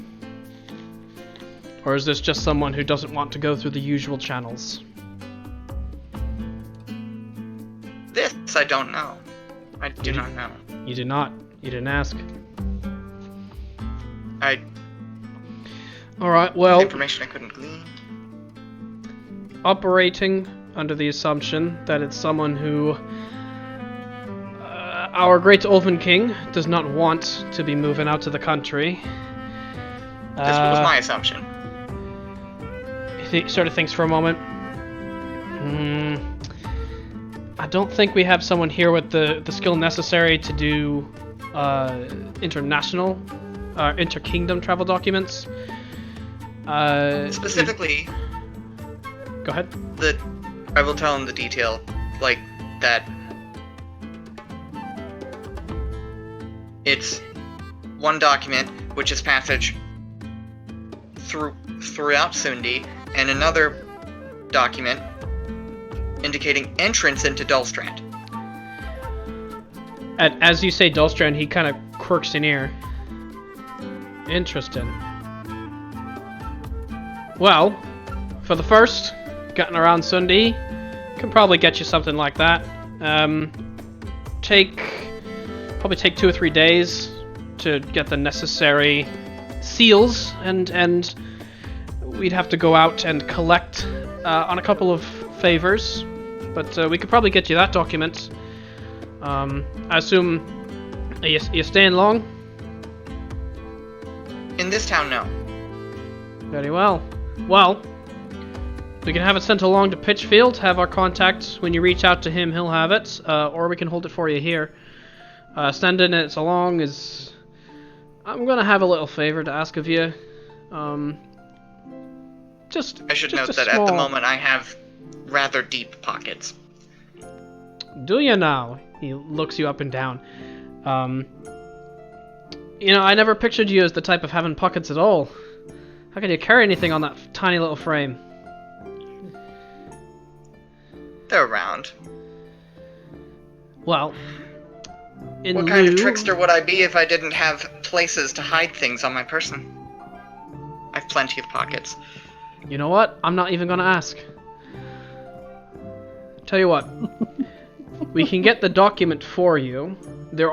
We are gonna have to call in a couple of favors to get some documentation for the entire kingdom. There are a couple of places that we don't really have our direct reach. So I'll ask the favor I'll ask you. I was gonna have you perhaps do something that will be a little difficult, but you know what? If I could just have you bring something to Pitchfield, that'd be dandy. I guess he has an Irish accent now? I don't know, man. What is it? Have we ever told you? Fair. How dangerous is it? Shouldn't be dangerous at all. The document itself will run you, say about 25 gold. Just for the materials and the courier necessary to bring it up to Pitchfield to meet you there. in exchange for calling in the favors that we need to get everything else done, we'll get a package to you. Just see that it gets to Pitchfield. You'll know where to find us. That's all we need from you. Ivor might have something for you for what he's done for you, but for what we need out of you, it's a trifling thing. Okay, so Ember, the full details of the deal we're setting up is that Yep. I pay 25 gold and I transfer a package to Delstrand, and in return To fend I up get to Pitchfield. to Pitchfield, yes. Correct. And in return, I get information about trafficking and one of the documents we requested. So the information about trafficking, He didn't know about. One you of the just, two documents we wanted. the information about trafficking, you'll just have to ask out there because he didn't know anything about it. Okay, so that's that not will part get of the you deal. correct, but that will get you the travel documentation. I don't know if it's a deal. I don't know if I actually made it clear. But for the other piece of it, you'll also have to ask about that in Pitchfield. He seemed confident that you might be able to get it there. He just knows he can't do it here. Okay. Would the procedure be that, like, I pick up the package at the drop point and then I exchange the package with the documents, More or less, yeah. Because that's with the courier at Pitchfield? in Pitchfield, yeah. Because that would be the courier will bring it to the Thieves Guild in Pitchfield, and it'll just be there waiting for you whenever you need it. It might be a little delayed because it will take some time, but depending on how long you take there doing your other tasks, it'll probably be there by the time you leave. Well, that's a deal then. All right. How would I pay the gold? Do I just do a handover right now, or? In this case, yeah, it's you're relatively familiar with this technique, so I'm not even going to bother making you roll. But you as you're wandering around, as one of your tricks, you make a gold disappear into a sash, and when you come back to the table, you toss the sash to make it disappear, and it magically appears in this man's lap, without you drawing any attention to it. And that's you do manage to get him his payment surreptitiously. You're very, very well versed in this maneuver. I've done it many times, You have. I imagine. So, yes, that's a deal. All right. Okay, and then as an aside, behind the screen, I will give you more information about Ivor and the Thieves Guild in Pitchfield. I don't believe you've ever been there, but this contact here would have told you that information. I just don't have that immediately on hand because it's that notebook is at work. So Right. So between sessions, you're going to tell me about whoever I'm expected to meet at Pitchfield. correct, who they are and how to Yes, find okay. them. Yeah. All right. So you're wrapping up your conversation here, Hoyd. Is there anything else that you were looking to do while you were here? Just keep an eye on, just see Zook and watch him perform? See Zook, watch him perform, figure out his style of performance. See an old friend. That's about it. Well, Alice has been less cold now that you've paid her. Yeah, well, as you would. Alrighty, so this whole exchange takes place over probably about 2 or 3 hours or so. Probably, I'll say 2.5 hours. It's not incredibly late, but it's getting on to roughly the equivalent of like 11. So it's late enough that you probably want to go sleep. And as the night's drawing on, Alice comes back to the bar. So, we've rooming you tonight. Are you gonna be going somewhere else?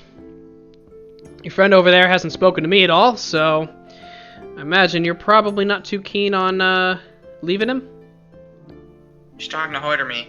Hoyd. Zook really just walk right by her? I think so. Well, so she acknowledged him, and across the room, and then he started performing. He didn't like have a direct exchange with her, because she recognized him when he came in. I've become an NPC right now. That's what I'm doing. Because she recognized him when he came in, and because of that recognition, he could just go and do what he does. They didn't need to have a direct exchange of like, oh, I will perform today, and you will at XYZ. Got it. Well, Alice, I could really use a good bed tonight. Can you promise me something that the other place doesn't have? Depends what the other place is. Well, Manticore, of course. Well, we're not a bunch of stuffy assholes. We won't kick you out in the morning. Well, that's certainly appealing. Wine's better. Food's better. I feel like I'm the. Of course. I feel like I'm the wrong person to ask about this, but is what it is.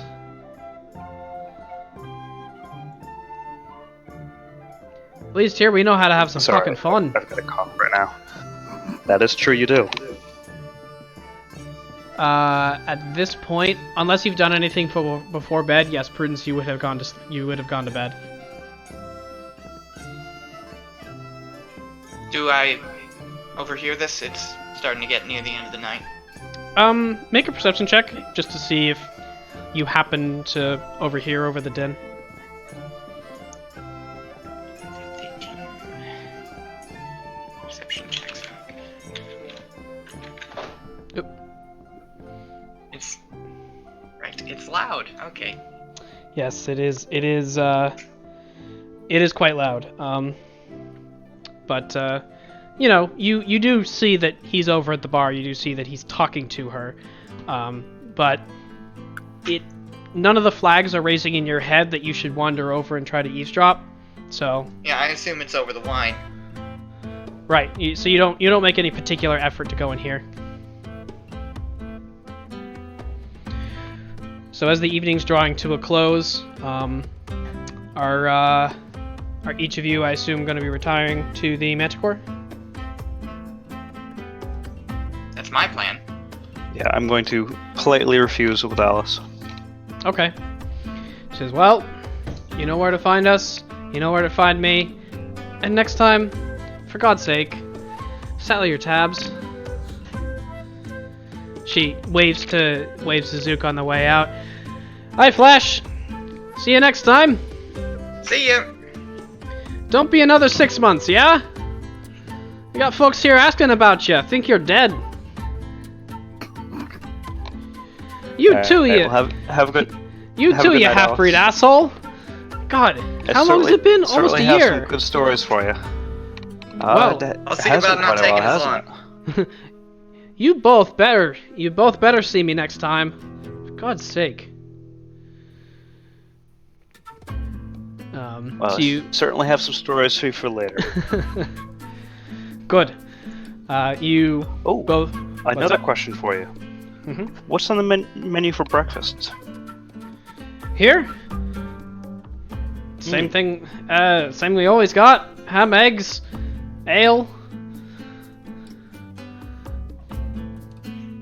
If anything comes up tonight, I'll be over. But Well. Alright then. Well. Stay safe, alright? She's saying to Hoyd. You too. Have a good night. And you. I have a question. Yep. Is this for me or for DM. Alice? Yep. It's for you. Would it be practical to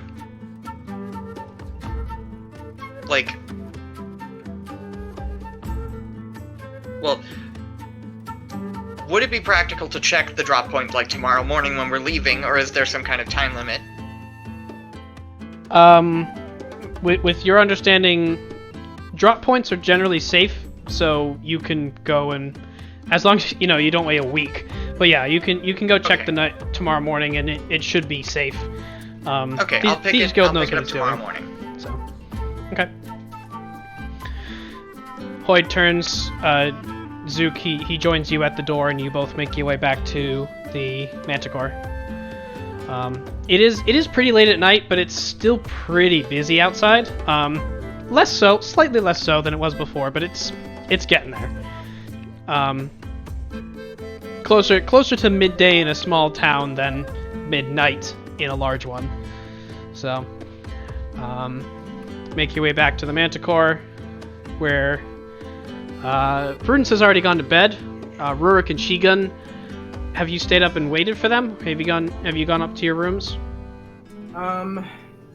I'll have been sitting at a table, having finished dinner and such, waiting for them.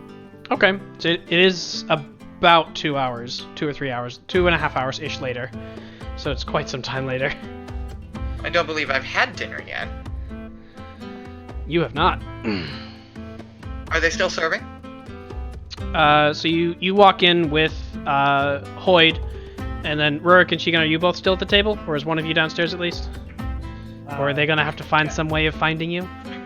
No, I think we're both down there. Okay.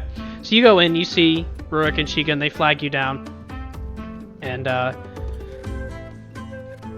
yeah, they hand you the little green handkerchief. And, I believe so. Zook, you'd probably take it. And soon enough, you have a couple of waiters come by with some more food, noticing the new individuals coming in. They bring you the same meal that they brought everybody else, the same wine that they brought everybody else. As they're coming by, do both of you take the meals? Yes, I do. Okay, Yeah. so both of you take the meals.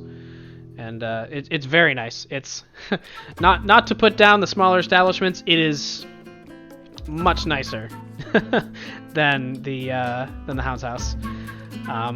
It's like the difference between an Outback and a Morton's for getting steak. It's sizable difference. I don't know what a Morton is. It's a chain of very, very high-end steakhouses in this area. Sounds like you should. It sounds like you just dissed Outback. Yeah. I'm not saying Outback's bad, but you don't go to Outback They're not known for their steaks. It's quality filet mignon. Would you call it Red Lobster versus actually going to the seacoast? Yeah, sure. Red Lobster versus legal seafood, sure. There you go. Legal seafood. No, that's Oh, to none of scale you. it down a bit, it's like McDonald's versus In-N-Out in terms of burgers. That's right. Sure. None of you guys around here, are you? McDonald's burgers are terrible. and No. Prudence, as you're sleeping, you're imagining like, what does the sea eat? Oh, that's a good one. So you take a bit of time, and you eat, and you discuss the night's events. Zook, I assume you keep the information to yourself. Well, I may let slip that I have possibly secured access to one of the requested documents, just so that they don't try and also quest for it. Okay. I will, Zook seems to have had a profitable night tonight. No details, of course. Well, you certainly danced around a lot. That I did. Literally and figuratively. You were a little far away from the mic on that one. Literally and figuratively. Alrighty. So you each finish up your meals. You individually, you each go up to your rooms. Just out of curiosity, because I know Prudence wanted to know what his share was. What are the sleeping arrangements? Is anyone alone? Is anyone particularly with another individual? Alright, so Prudence is alone. He's not always alone, because he's got I figured it would deer. be best to leave Prudence to his own devices. Seeing how he seemed upset. I'm not So too how are we sure. pairing up then? No, I'm I'll not- pair up. I don't mind. I've slept I in more. I'm just... suggestion. I'm thinking Zook and Hoyt and Rurik with Shigun. Works for me. That works for me. Okay. You head up to your respective rooms, and there, once again, as is what you've come to be standard for this establishment, very nice. It's very, nice, well-kept bed. Sheets, which is unusual. They have sheets. Very nice feather comforter and pillows and so on. And you have an extremely restful evening. Hoyd, now that you've long rested, you can remove your level of exhaustion. Thank you. And the next morning, the sun comes up. Okay, so you got a 16 and an 11 for your portents. I do have a couple questions for Zook overnight, though. Oh? Questions have you? Do you know how to play any instruments? Do you have any musical talent? Not that I know of, unfortunately. I'm certainly open to teaching you if you'd like to know. That could be interesting. Well, keep it in mind. Flashbacks to aggressive lyring. Or aggressive looting. Yeah, That clearing. could, in fact, be interesting.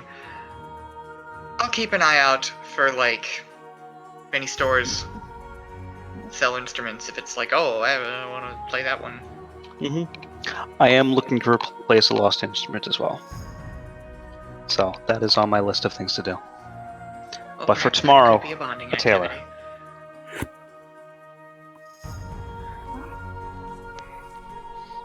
Anything else That's we're all I doing had. this morning That's all I before we have. head off? Alrighty. So each of you come to wakefulness. Prudence, you wake up on your own, and Deer is prancing about the room. They're pretty big rooms. It's how do I phrase this? It's like if you take two single rooms and put them together instead of having like one single room that's 1.5 single rooms with 2 beds in it. They're very large rooms. So you do each have your good amount of space. And Prudence in the room on your own. Deer, more or less, is just hopping around on the other bed.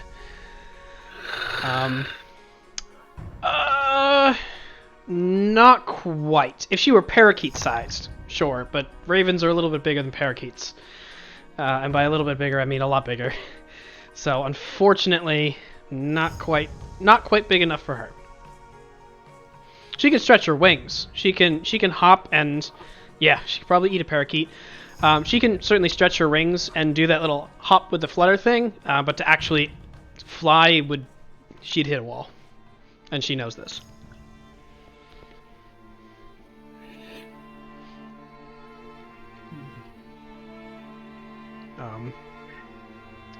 So, does the Manticore provide breakfast?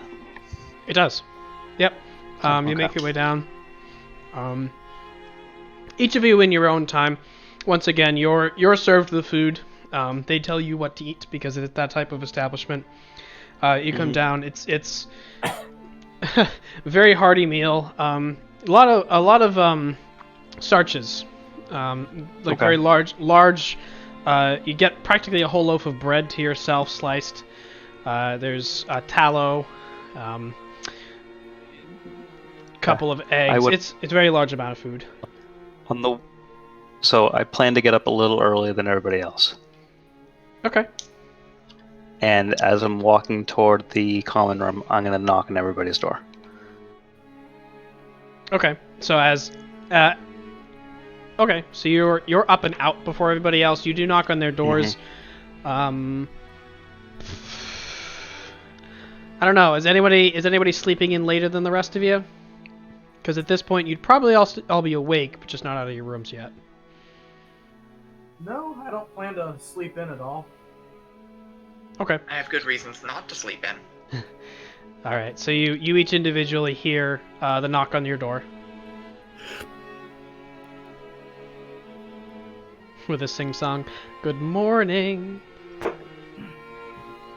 is going to be a recurring thing for you, isn't it, Lloyd?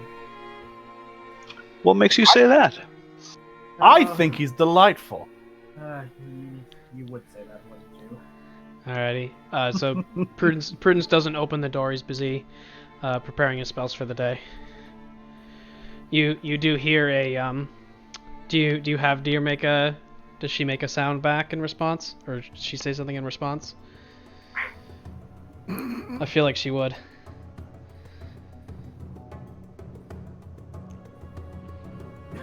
Okay. So you hear from inside the room, "Good morning," as ravens do. That's great. I love how much character is going into Deer. Hey, familiars aren't just animals. They're a lot more than that. Oh, I know. Yeah, Deer gets her own initiative in combat. And she can cast spells, but you haven't seen that yet. Alrighty, so you each make your way downstairs. Prudence is the last one to come down. As he comes down, he sits at the table with the rest of you, says hello individually to each of you, except Hoyd. Except me. He doesn't know you yet. Things cut out for a second. What? Deer comes down. He says, "Good morning. Hello." Hello to each of you individually, skipping over Hoyd.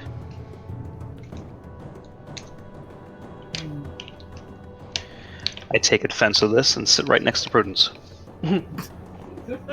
So you shift over a seat, and now you're sitting next to Prudence. You bring your plate with you. One of the waiters walks by and sees you change seat, and goes, "Huh," and walks away. It's very rude in high society to change seats. I stare down the waiter. Make an intimidation check. Oh dear. Oh dear. That's a 9.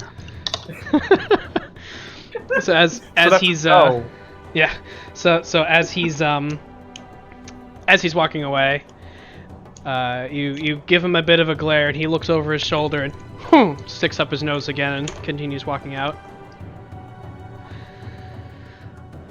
I made a Lego-related blunder. As you're sitting together, Prudence is what is the picking at your tail? I think that's the nervous habit you have. He's just picking at his tail a little bit on the side.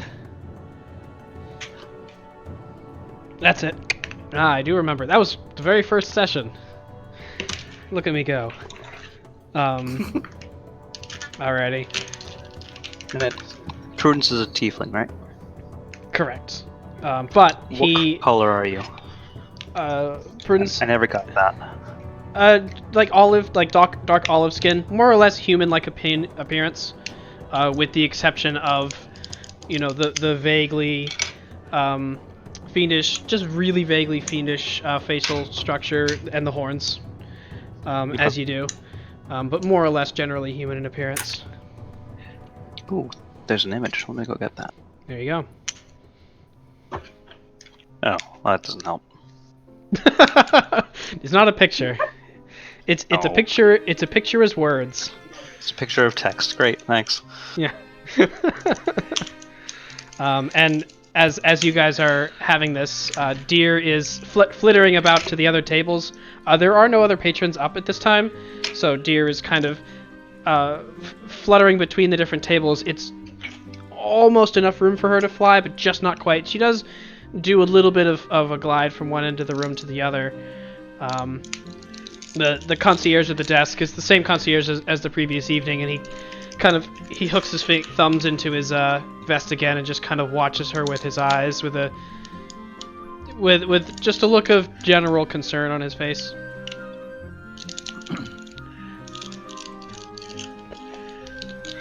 And you guys wrap up your breakfast and you go about your morning activities. Will Let's see. we be in town for the full day? Not unless you guys want to. I know a couple of people wanted to go do stuff in town. I don't know. That's why I'm asking. I'm Right. asking. Oh, the sorry. group. Yep, ask the group. Sorry. Sorry, I should have made that clear. Well, I have a few things I need to do today. But that shouldn't take too long, I hope. Do you think we need to stay in town overnight again, or? Okay, I need to fix my Lego blender. I'm gonna go AFK for a second, go across the room and like grab a knife. Alrighty. Okay. You do that.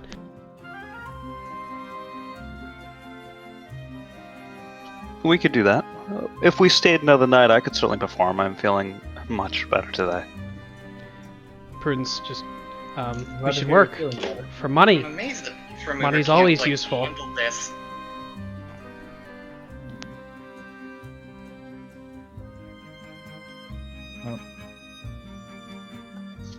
Anybody else have any errands they need to run today? I don't have any particular errand, but if we were going to be staying for a full day in town, I would like to hold myself up somewhere and do some alchemist work and try to brew a potion or two. Oh, I got him Okay. separated. But that would only be, of course, if we're going to be staying for the full day again. If we plan to leave sooner than that, then that's perfectly fine. So what is the plan then? Well, Zook, you were going to show me where the tailor was. I was. I think Rurik wants to make something. I'm not quite sure what. Probably Yes, potions. I am proficient with potions and alchemy. Oh, so you're an alchemist. Yes, of sorts. I still have much to learn in my field, but What sort of things do you make? Do you make potions? Do you make poisons? Anything fun? He does not make poisons. anything fun. I have not attempted to make a poison. My interests lie in the healing of poison, not the inflicting of them. He's But very surely you square. understand them. I am aware. I could identify what I believe to be most poisons, although I imagine I could advance my expertise a bit further. I elbow Zook. Yes. Just as in middle of conversation, I do it. As you're talking You about want to poisons, go to the tailor now? I would love to go to the tailor now. Let's. I show him to the tailor. If Okay, you guys yeah. are going to muddle about in town for the full day, I will spend the day focusing on some potion work. I don't think anyone said that. Well, I'm not I sure don't if we're know- like just going about So I don't know how long stuff this or if we're errand. planning to stay. I don't know how long this errand's going to take. I'm planning just some morning stuff, but I don't actually know where this will play out. So we'll see. I was expecting that we'd leave. But, the you know. That's perfectly fine too. I can always do this once we arrive and set up a base in Pitchfield. Well, I was gonna say the type of potion, if you're looking to brew a potion of healing specifically, is stable enough that you could get partway through brewing it, and then resume brewing it later. You wouldn't be able to have very long between those 2 points. Like you couldn't start brewing something and then a month later come back to it because the components will spoil. If you were looking to brew anything else, I'd say you'd need that full time to do it. Okay, so I actually thought about asking that, but I didn't think it would work. I would say So, the components. In the amount of time it would take us to reach Pitchfield, would that be enough time to resume brewing a potion of healing? Yeah, I would say so. The part at which you would have to stop, more or less, you would spend a few hours preparing the ingredients and mixing a few of the dry ones that are stable together. So more like prep work rather than actual brewing. Sort of, yeah. It basically cuts out about 6 hours or so off of the prep time, and then you just have to do the brewing. All right. But that's then you are spending that 6-ish hours ahead of time. So then I shall focus on that. Okay.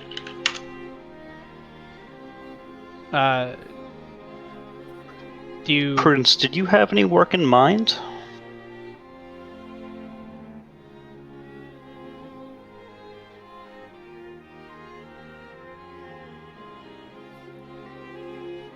I wonder if I could sell potions. Oop. I'm sure you could. He says, I always ask for work when I can.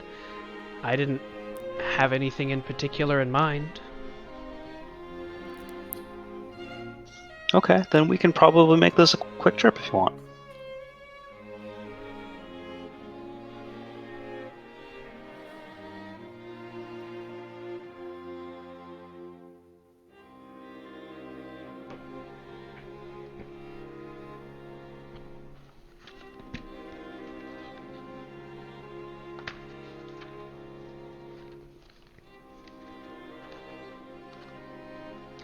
I really wish... For those watching, I really wish the overlay showed when people are typing. We're not just falling silent, we are waiting for Prudence to I'm just type. watching that. That would be a nice feature. I In really the wish- process of doing so, though, we are falling silent. Yes, we This just so is happen. also true.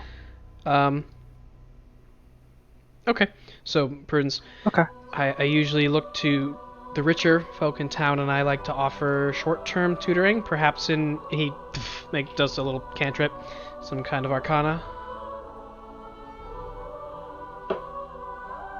So are we staying a day or not? No, I am planning on a quick trip to the tailor. To purchase something and have something repaired. Okay. Okay. I will... Is discussion done? Yeah.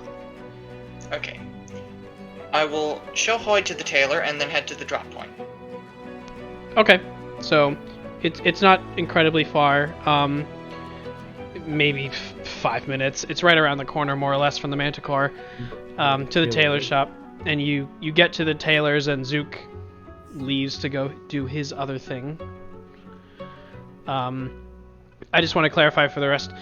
Does anybody? I will say that I'm looking for shops, and then after I go to the drop point, I will look for shops.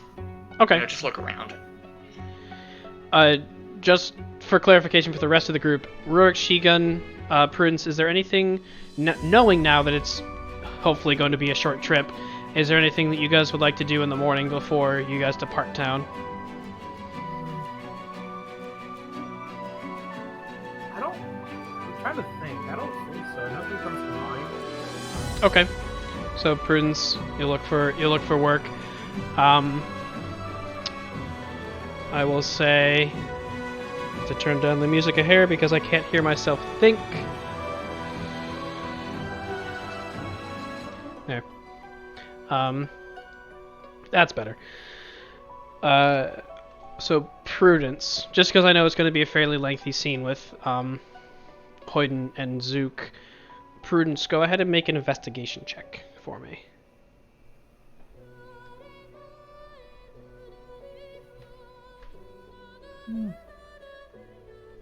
That'd be an 11. Okay. Oh, you use the portent. Okay. Looking around, you spend a good half hour or so. Oh, that's right, because you're +3 for your skill. So, is that a 14 total? I think. Yeah.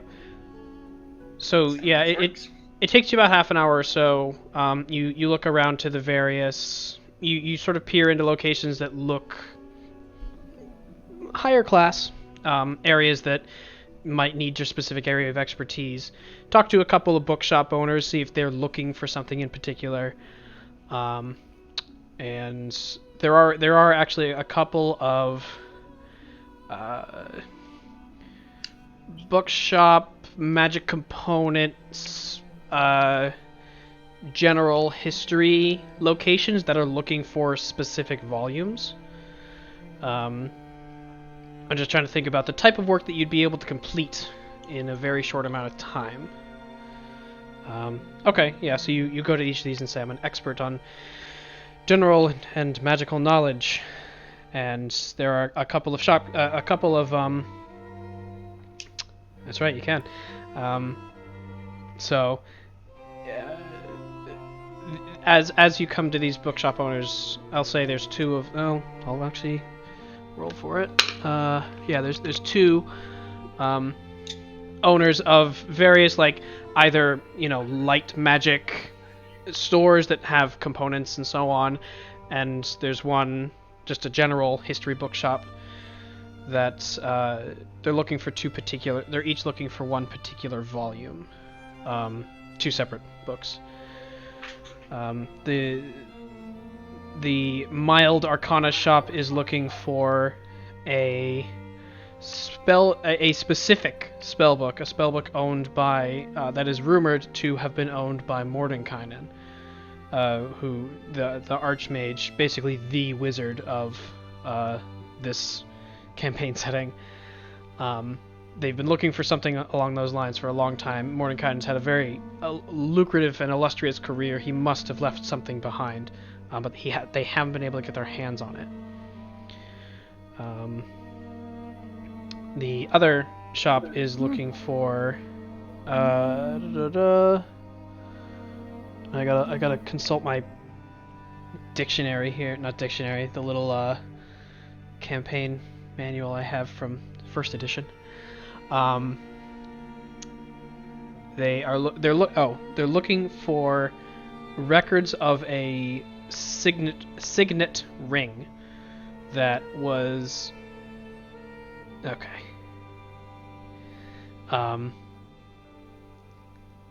The other place is looking for records or evidence of a signet ring. They have someone in town who's a eccentric historian that's been asking them about this particular type of thing, and they don't have anything, but maybe you might know something about it. And if that's what you choose to pick up on, I will have you roll on it.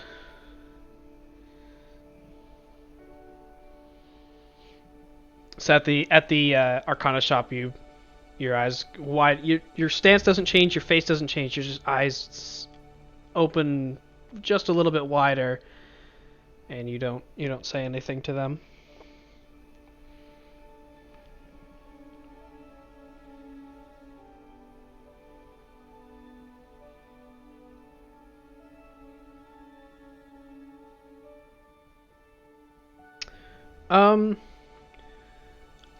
I'll say for this. This is for the spellbook one. I'll say for this, make an Arcana check. You will generally know. I just want to see how specific you'll know. 9. Alrighty. In this case, you do know that Mordenkainen is from. Now I gotta remember. Anything about Mordenkainen or any of the major wizards from the Circle of Eight would more or less be from probably in either the ruins of Greyhawk or somewhere in that area. Not incredibly likely you'll find anything about that around here, because he didn't really come out this part of the world. He did travel the world extensively, but he didn't really come out here and stay. So, that you do know that. And I assume you impart this information to them, that they'll have to go. Alrighty, he said, and you say, well, you should probably give up. Everything you'll find is across the sea over in Greyhawk. And the bookstore, tiny little man, human, but very, very small, kind of wiry, thick glasses, kind of looks a little bit dejected, and thanks you for your help. He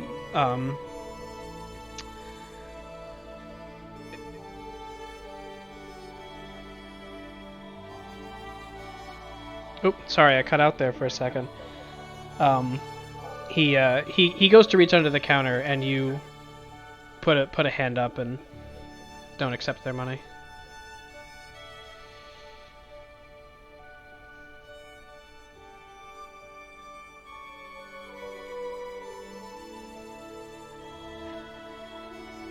Okay. You actually do, because of your specific heritage. You actually do recognize. You immediately recognize the signet, the emblem or the signet, as being a former symbol for Ayuz, which is a fiendish kingdom to the west.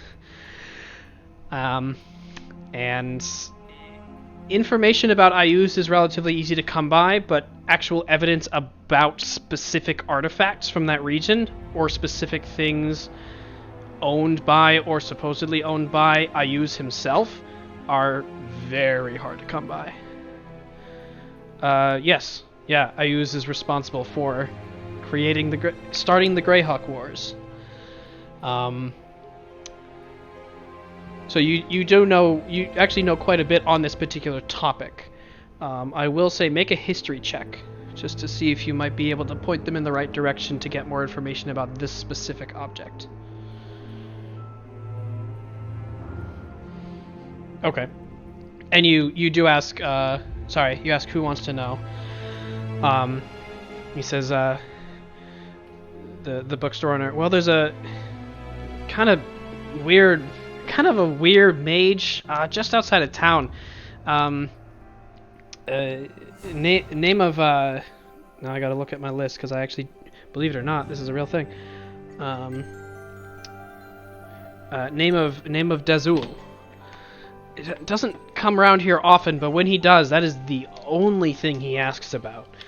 And he seems obsessed, almost. I would say no. The name's not particularly familiar to you.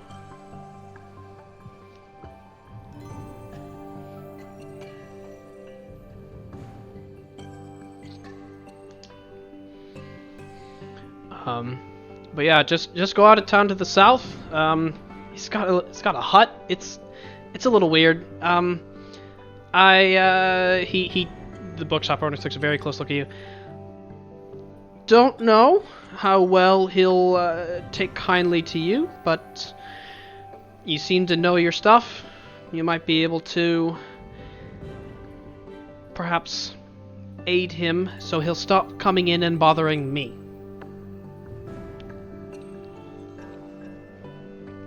And with the 21, you do know this particular information about this particular signet. You don't actually have it on your person, but you have found or have spoken about this specific object, and information about it would be able to be found at the university, college, whatever it is that you taught at previously. It'd be there. The school where you taught at. Okay, so you let him know. We'll have to flesh out the details of where you taught, but it would be at the school of whatever it is once we flesh out that information.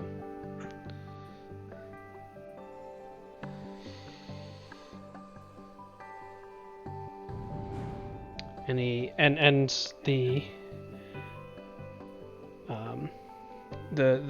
gentleman says, "Well, that's actually it's quite a turn of events.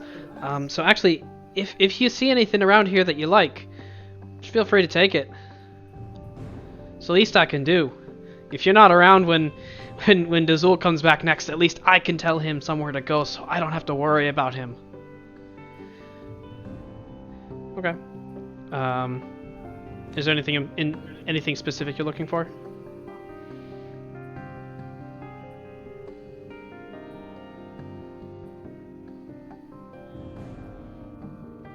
This is largely mundane, mostly history text, children books, just like a general bookstore. If you've ever been into one of those stores where it's just like piles of books from floor to ceiling, that's basically what this place is. There's probably something magical in there. There might not be. You'd have to look to find out. So like the back wall of a Goodwill? Pretty much, yeah. It's the back wall of a Goodwill, but a whole store.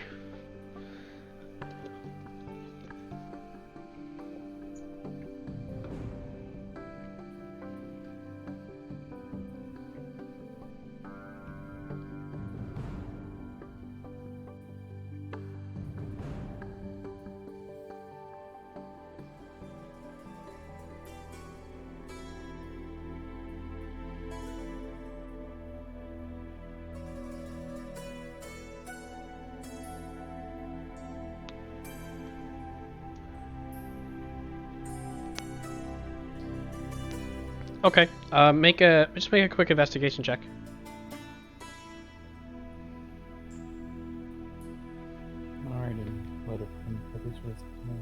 Oh, yeah. You don't find anything about magic. You don't find anything magical or anything that jumps out at you. You do find a book on the history of the Great Kingdom, which is at this point is quite old. But you do remember the Great Kingdom at one time, and you do remember the breakup of the Great Kingdom. But that does jump out at you. Of note, it is a different text than the one that Shigun walked off with in Fandalo. It seems to be more focused on the events surrounding the beginning of the war and less about the interworkings of the kingdom prior to that. Okay, so you grab that, you thank the shop owner, he thanks you on the way out. During this time period, I apologize for that taking a little bit longer than I expected, Hoyd, Zook has just dropped you off at the tailor. Okay, what's it look like? It's like a wealthy shop, or? It's a high-end shop, but cluttered. It looks like this individual gets a lot of business from a very wide, very differing size of pocketbooks. Trends to the high end for sure. But it. So, what's up? So what you're saying is that this looks exactly like the I forget what it's called, like Rarity's Boutique. The carousel, yes. Carousel boutique. Yes. It looks like it. It's a shop where people come and they ask for things done, and he doesn't have stuff just there and ready. But there's a lot of it, so this person clearly has a lot of business. As you step inside, there's a little jingle on the door, and you hear from somewhere in the mess, coming! A couple of minutes and a small shuffling later, and you find, you see a halfling, probably about 2.5, 3 feet tall, very, very, very small spectacles perched at the end of his long nose, but he's got, what are they called? The jeweler's frames, where they have the little magnifying glasses that come down, flip down. Yes, hello. Wow. Good morning. Oh, you look very fine. Might I ask where you've got your suit, sir? Oh, it's from far off land, and I've actually come about this jacket.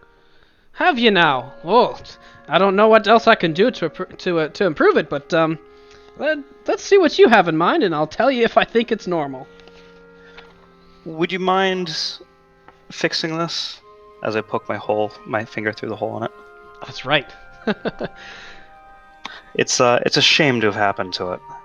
You live an interesting lifestyle, don't you? Well, every day. Yeah. Well, he takes a moment and does not have a sense of personal space. Gets right up, starts feeling the fabric, measuring, puts this measuring tape underneath your jacket and measures. He looks at it. Go ahead. Obviously, I prefer no obvious repair work. Oh, no, certainly. What do you take me for? Listen, That's why I came here. I was told you were the best. Oh, really? Well, they were right. You want to leave it with me for... He looks at the clothing around him.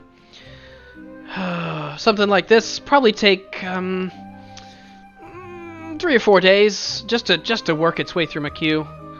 I may only have a few hours. Well, in that case, you see his eyes kind of sparkle for a second. We can definitely make that happen. If I like the attitude. If you're willing to perhaps make it worth my while. Of course. The fact that you're willing to help me out, that's amazing. Well, they wouldn't call me Merrick Reed Fellow if I didn't do my job right. Give it here. I take out my jacket and hand it over. Alrighty. He takes it off. It's taller than he is, so he has to sort of fold it up a bit. Very meticulous in his folding. Something like this, it's a quick job. Normally only costs about probably only about 15 gold or so. But to expedite it, you're looking at about 35 gold. Have it done in an hour. 35 gold in the hour? That seems a little steep for what the service is. I've had it done far cheaper elsewhere. Not this repair in particular, but tailoring in general. I bet you have, but there's also 12 other people in front of you. You're looking to skip the line by 3 or 4 days? I have to tell my clients why they're getting their outfits later than they wanted.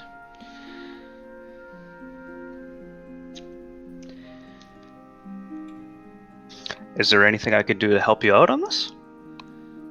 I'm sure there's something you may need. He takes a long, hard look at you. Make a persuasion check for me.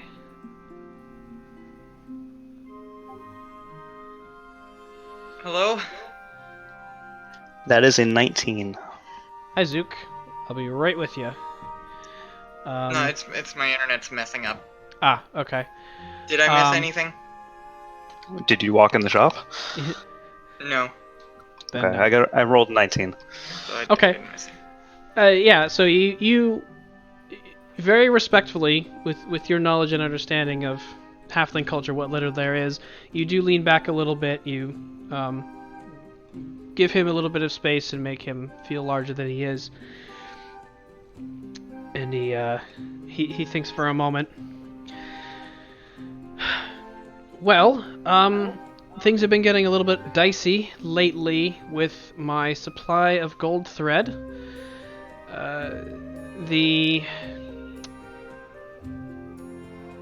Geez, now I gotta look this up. The family responsible for making it seems to have gone missing. Huh. Which is Really? rather unfortunate. I'm not worried about them. I'm worried about the thread. I had 16 Of course you are. spools of it on order, and You have a business to run. Correct. As far as I know, the courier left Bren and did not arrive here. So, and he holds your jacket a little bit tight to himself. If I do this for you, and if by chance you come across any golden thread, if you're able to bring it back, perhaps we'll still be in business. But if I don't see you again, you may not want to show your face around here. Do you understand? I chuckle out loud at him. Of course, I get it. He points to one of the garments across that he sees that you don't. It's past a couple of stuff that you'd have to actually physically go there to see. You see that over there on the wall? That is the Olven King's cloak. Is it now? It is. How did you acquire it? Well, I didn't acquire it. He brought it here. I had to arrange it for his son, and he's coming tomorrow for it, or at least his courier is. That's what's so important. We have to make everything worth our while. Not everyone's quite as illustrious as our wonderful king, long may he reign, but you can understand the importance of the business that I run and the service that I offer. So, you need this gold thread in order to make that happen. I don't need it for that. I'm just saying I have influence. Ah. I see where you're going with this. You look like you respect me, but I want to make sure that you understand what I'm actually doing for you and how big of a favor this is. You, sir, have my word. I will look for this courier and find your gold thread. Very well. Come back in an hour. It'll be done. I thoroughly appreciate you. His eyebrows raise at the specific turn of phrase. And he nods and just turns around to go do his thing. I leave the shop and I start looking around for Zook. Okay, so Zook, you've just left Hoyd at the store. Yep. You going immediately to the drop spot? The drop spot? Yes. Yes. So you head over there. It's in a small alleyway, just like 1 or 2 blocks away from the Hound's house. You tap on the wall a little bit. You find the loose brick, pull it out. It's a small wooden chest with almost like a velvet over it. It's been lined on the outside with this like velvet material. It's very soft to the touch. You can see that. How small are we talking? Let me actually get you an example. It's about that big. So it's about 3 inches by 3 inches by 1 inch. It's about palm sized. Very, very small. You feel around it, you feel a seam right along the center of it, but it's underneath that fabric-y satin material. I'm not opening it. Can I sneak it into my cape pocket? Yeah. Make a perception check real quick. Perception. Oh no.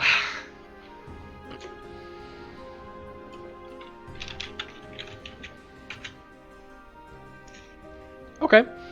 You're keeping a general eye out. You don't see anyone looking your way. Make a sleight of hand check.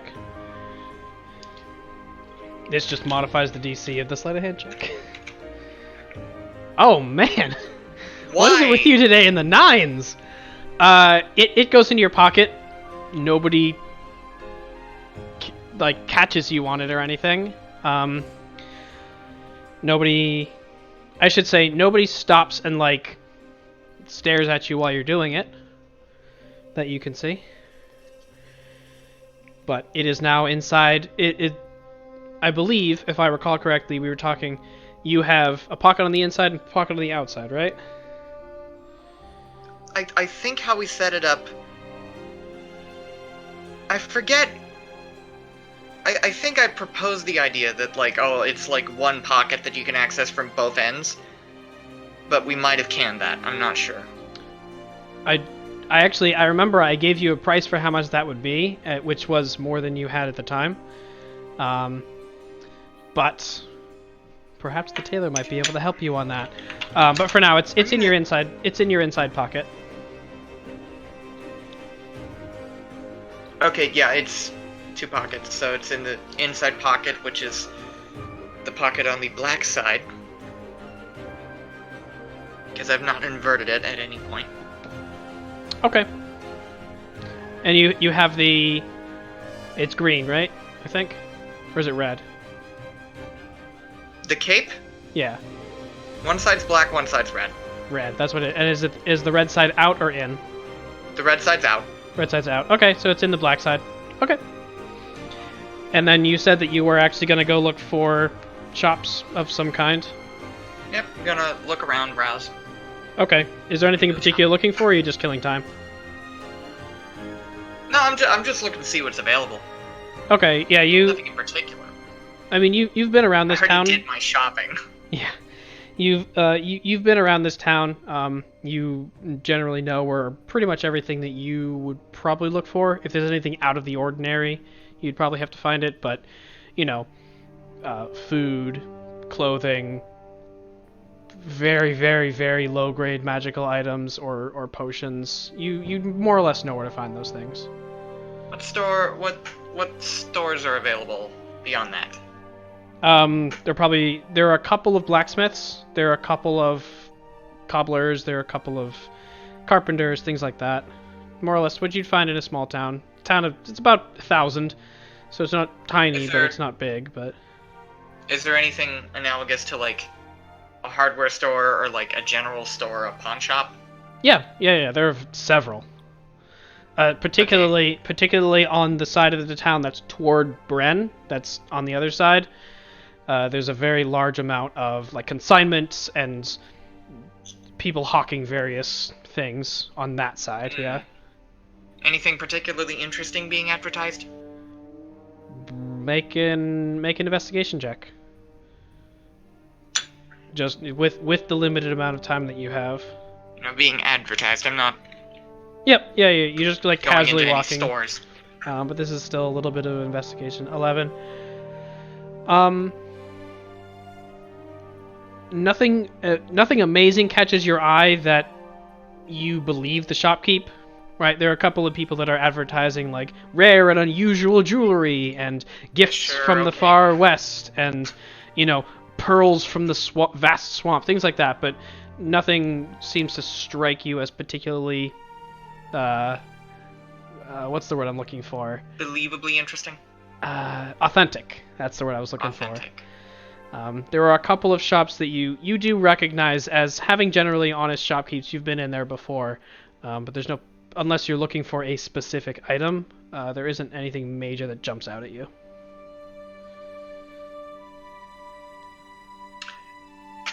I want to buy more arrows. Okay, yeah, you can easily find a place to buy arrows. Okay. I don't want to bother role-playing this. How expensive are arrows? Let me pull out my trusty player's handbook, where I actually have that bookmarked. Oh crap! No, I have all of them bookmarked. I have all items bookmarked, not that one specifically. Arrows are. Oh, that's tools. You can get 20 for 1 gold piece. I'll buy 80 then, for 4 gold pieces. Alrighty. Yeah, you easily find a location that's able to sell that to you. So now I have 100 arrows, and now it's more believable that I'm just not keeping track of my arrows. More or I'm less. just not keeping track of my ammo. It's like, oh, I got enough. It's fine. More or less, yeah. And that is my shopping trip. There you go. As you're wandering around, Hoy, do make your way out of the store, and you catch up with Zook. Mm-hmm. So I catch up with Zook. Are there any florists around? Are there any florists around? Yeah, you would have passed one on the way to and from the Manticore. Zook, you in particular know of a couple more. Not so much florist as more of a kind of like a how do I even describe this? Like a plant store that happens to sell flowers. That's a good one. I'm looking for a rose. This is Greyhawk, not Massachusetts. It's not legal there. You're looking for. I'm looking for a rose. A rose. Yeah. Which you actually already would know of a location to buy any number of roses. Okay. Your chat overlay is busted. Of course it is.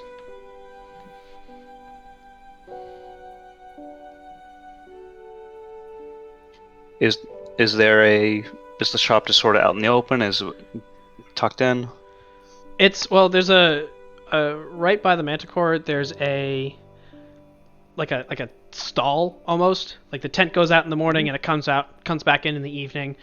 And Gotcha. There are the particularly exotic plants and the nice flowers that people would want to buy are out on the stand. There's more in the shop itself, but it's available. It's there. Okay. Are there any? Yeah, absolutely. Okay. There are roses. There's probably 4 or 5 dozen roses.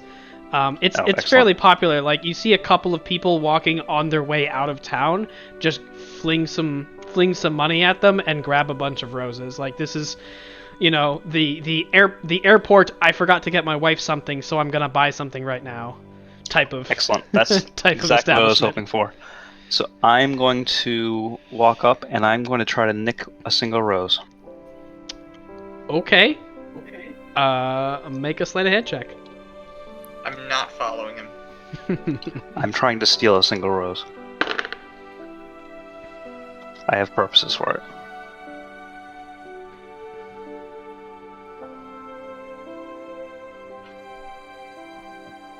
Okay, that is a 16 plus 7.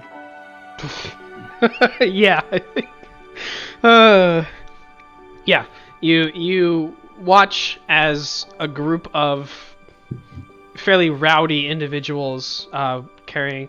They're leading what appears to be like a very ill-tempered donkey that seems to steal everyone's attention. And as they walk by, you just reach and pull the rose and slip it up your sleeve. The sleeve of your undershirt, because you're not wearing your jacket. Right. I forgot that. Yep. I am also looking for a single piece of black cloth. Any particular material? Silk would be nice, Silk. but it doesn't really matter. Out of the places you've seen, the only place you've actually seen silk available for sale was at the tailor's. Yeah, rather than... linen? Yeah, there are a couple of locations with linen, none that are like black, but there's also dye available that could turn the brown into a black. You mix the brown with like a very, very dark blue, and it becomes black. Alright, I'll save this for the tailor then. Okay. So I'll wait for my hour. Alrighty. Rurik and Shigun, in this hour and a half period, is there anything you guys would have wanted to have been doing? Because I know Rurik, Outside you of the wanted to fact like that look into stuff about your potions, but you may not have time for that. So. Ah. I'm trying to think if there's anything that I specifically want to do or check out, but I'm kind of drawing a blank.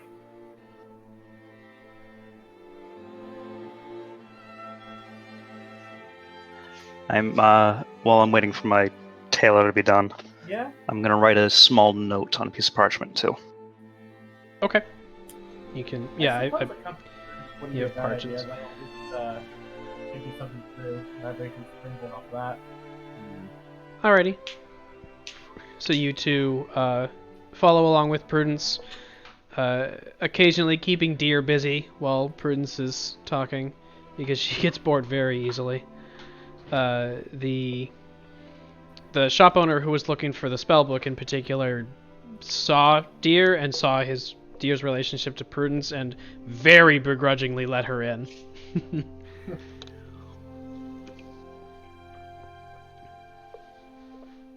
So you go around with them, with Prudence.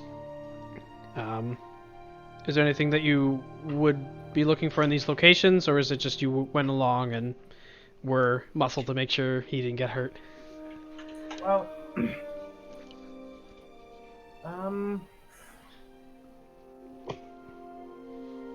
really just trying to make sure nothing stupid happens. Okay. As you're going along,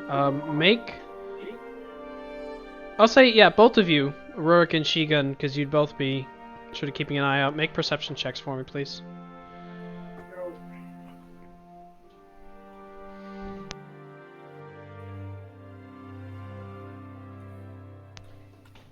Okay. An 18 and a 16. Towards the end of your time, just as Prudence is leaving the history bookstore, he's got a book, tucked under his arm, fairly sizable volume.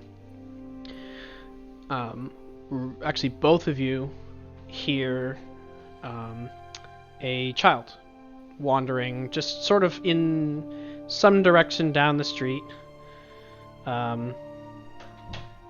What were you rolling for there? Just curious how it works. I haven't used Wormwood, Well, there you go. but holy crap! Yeah, well, now you wasted it. So, Rurik and Shigun, you both hear a child. Looks to be a young boy, wandering just sort of about 30 feet away, looking at people around, standing alone with, very, very, very quietly trying to conceal it. He looks to be crying.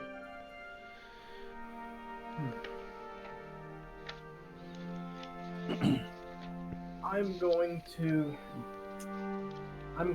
approach the child. I'm going to do so in a way that's, not, menacing at all, because I'm quite the large individual, so I don't want to spook the poor guy. He's about your height. He's probably an inch shorter than you, so you're about eye level, but yes, you are significantly larger built than this small boy. That was Shigun speaking, by the way, not... Oh, Shigun. Oh, sorry. I can't tell. If that child is as tall as me, oh boy. Big child.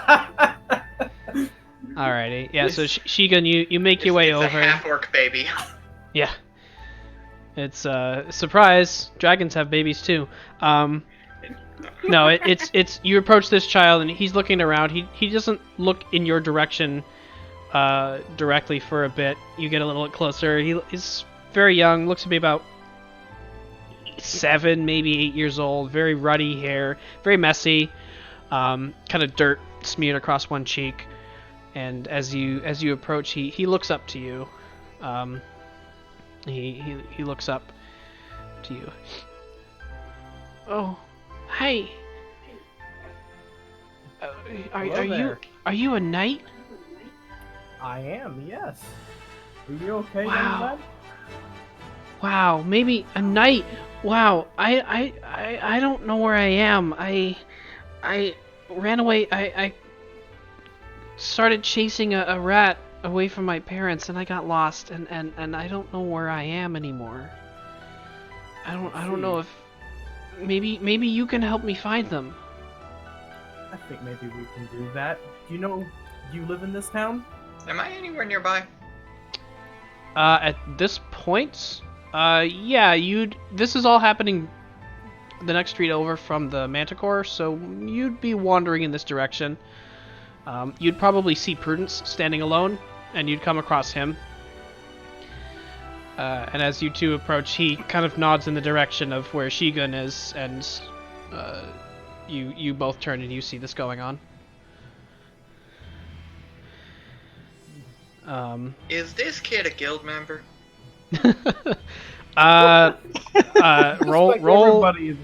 Roll perception. Why not? Perception.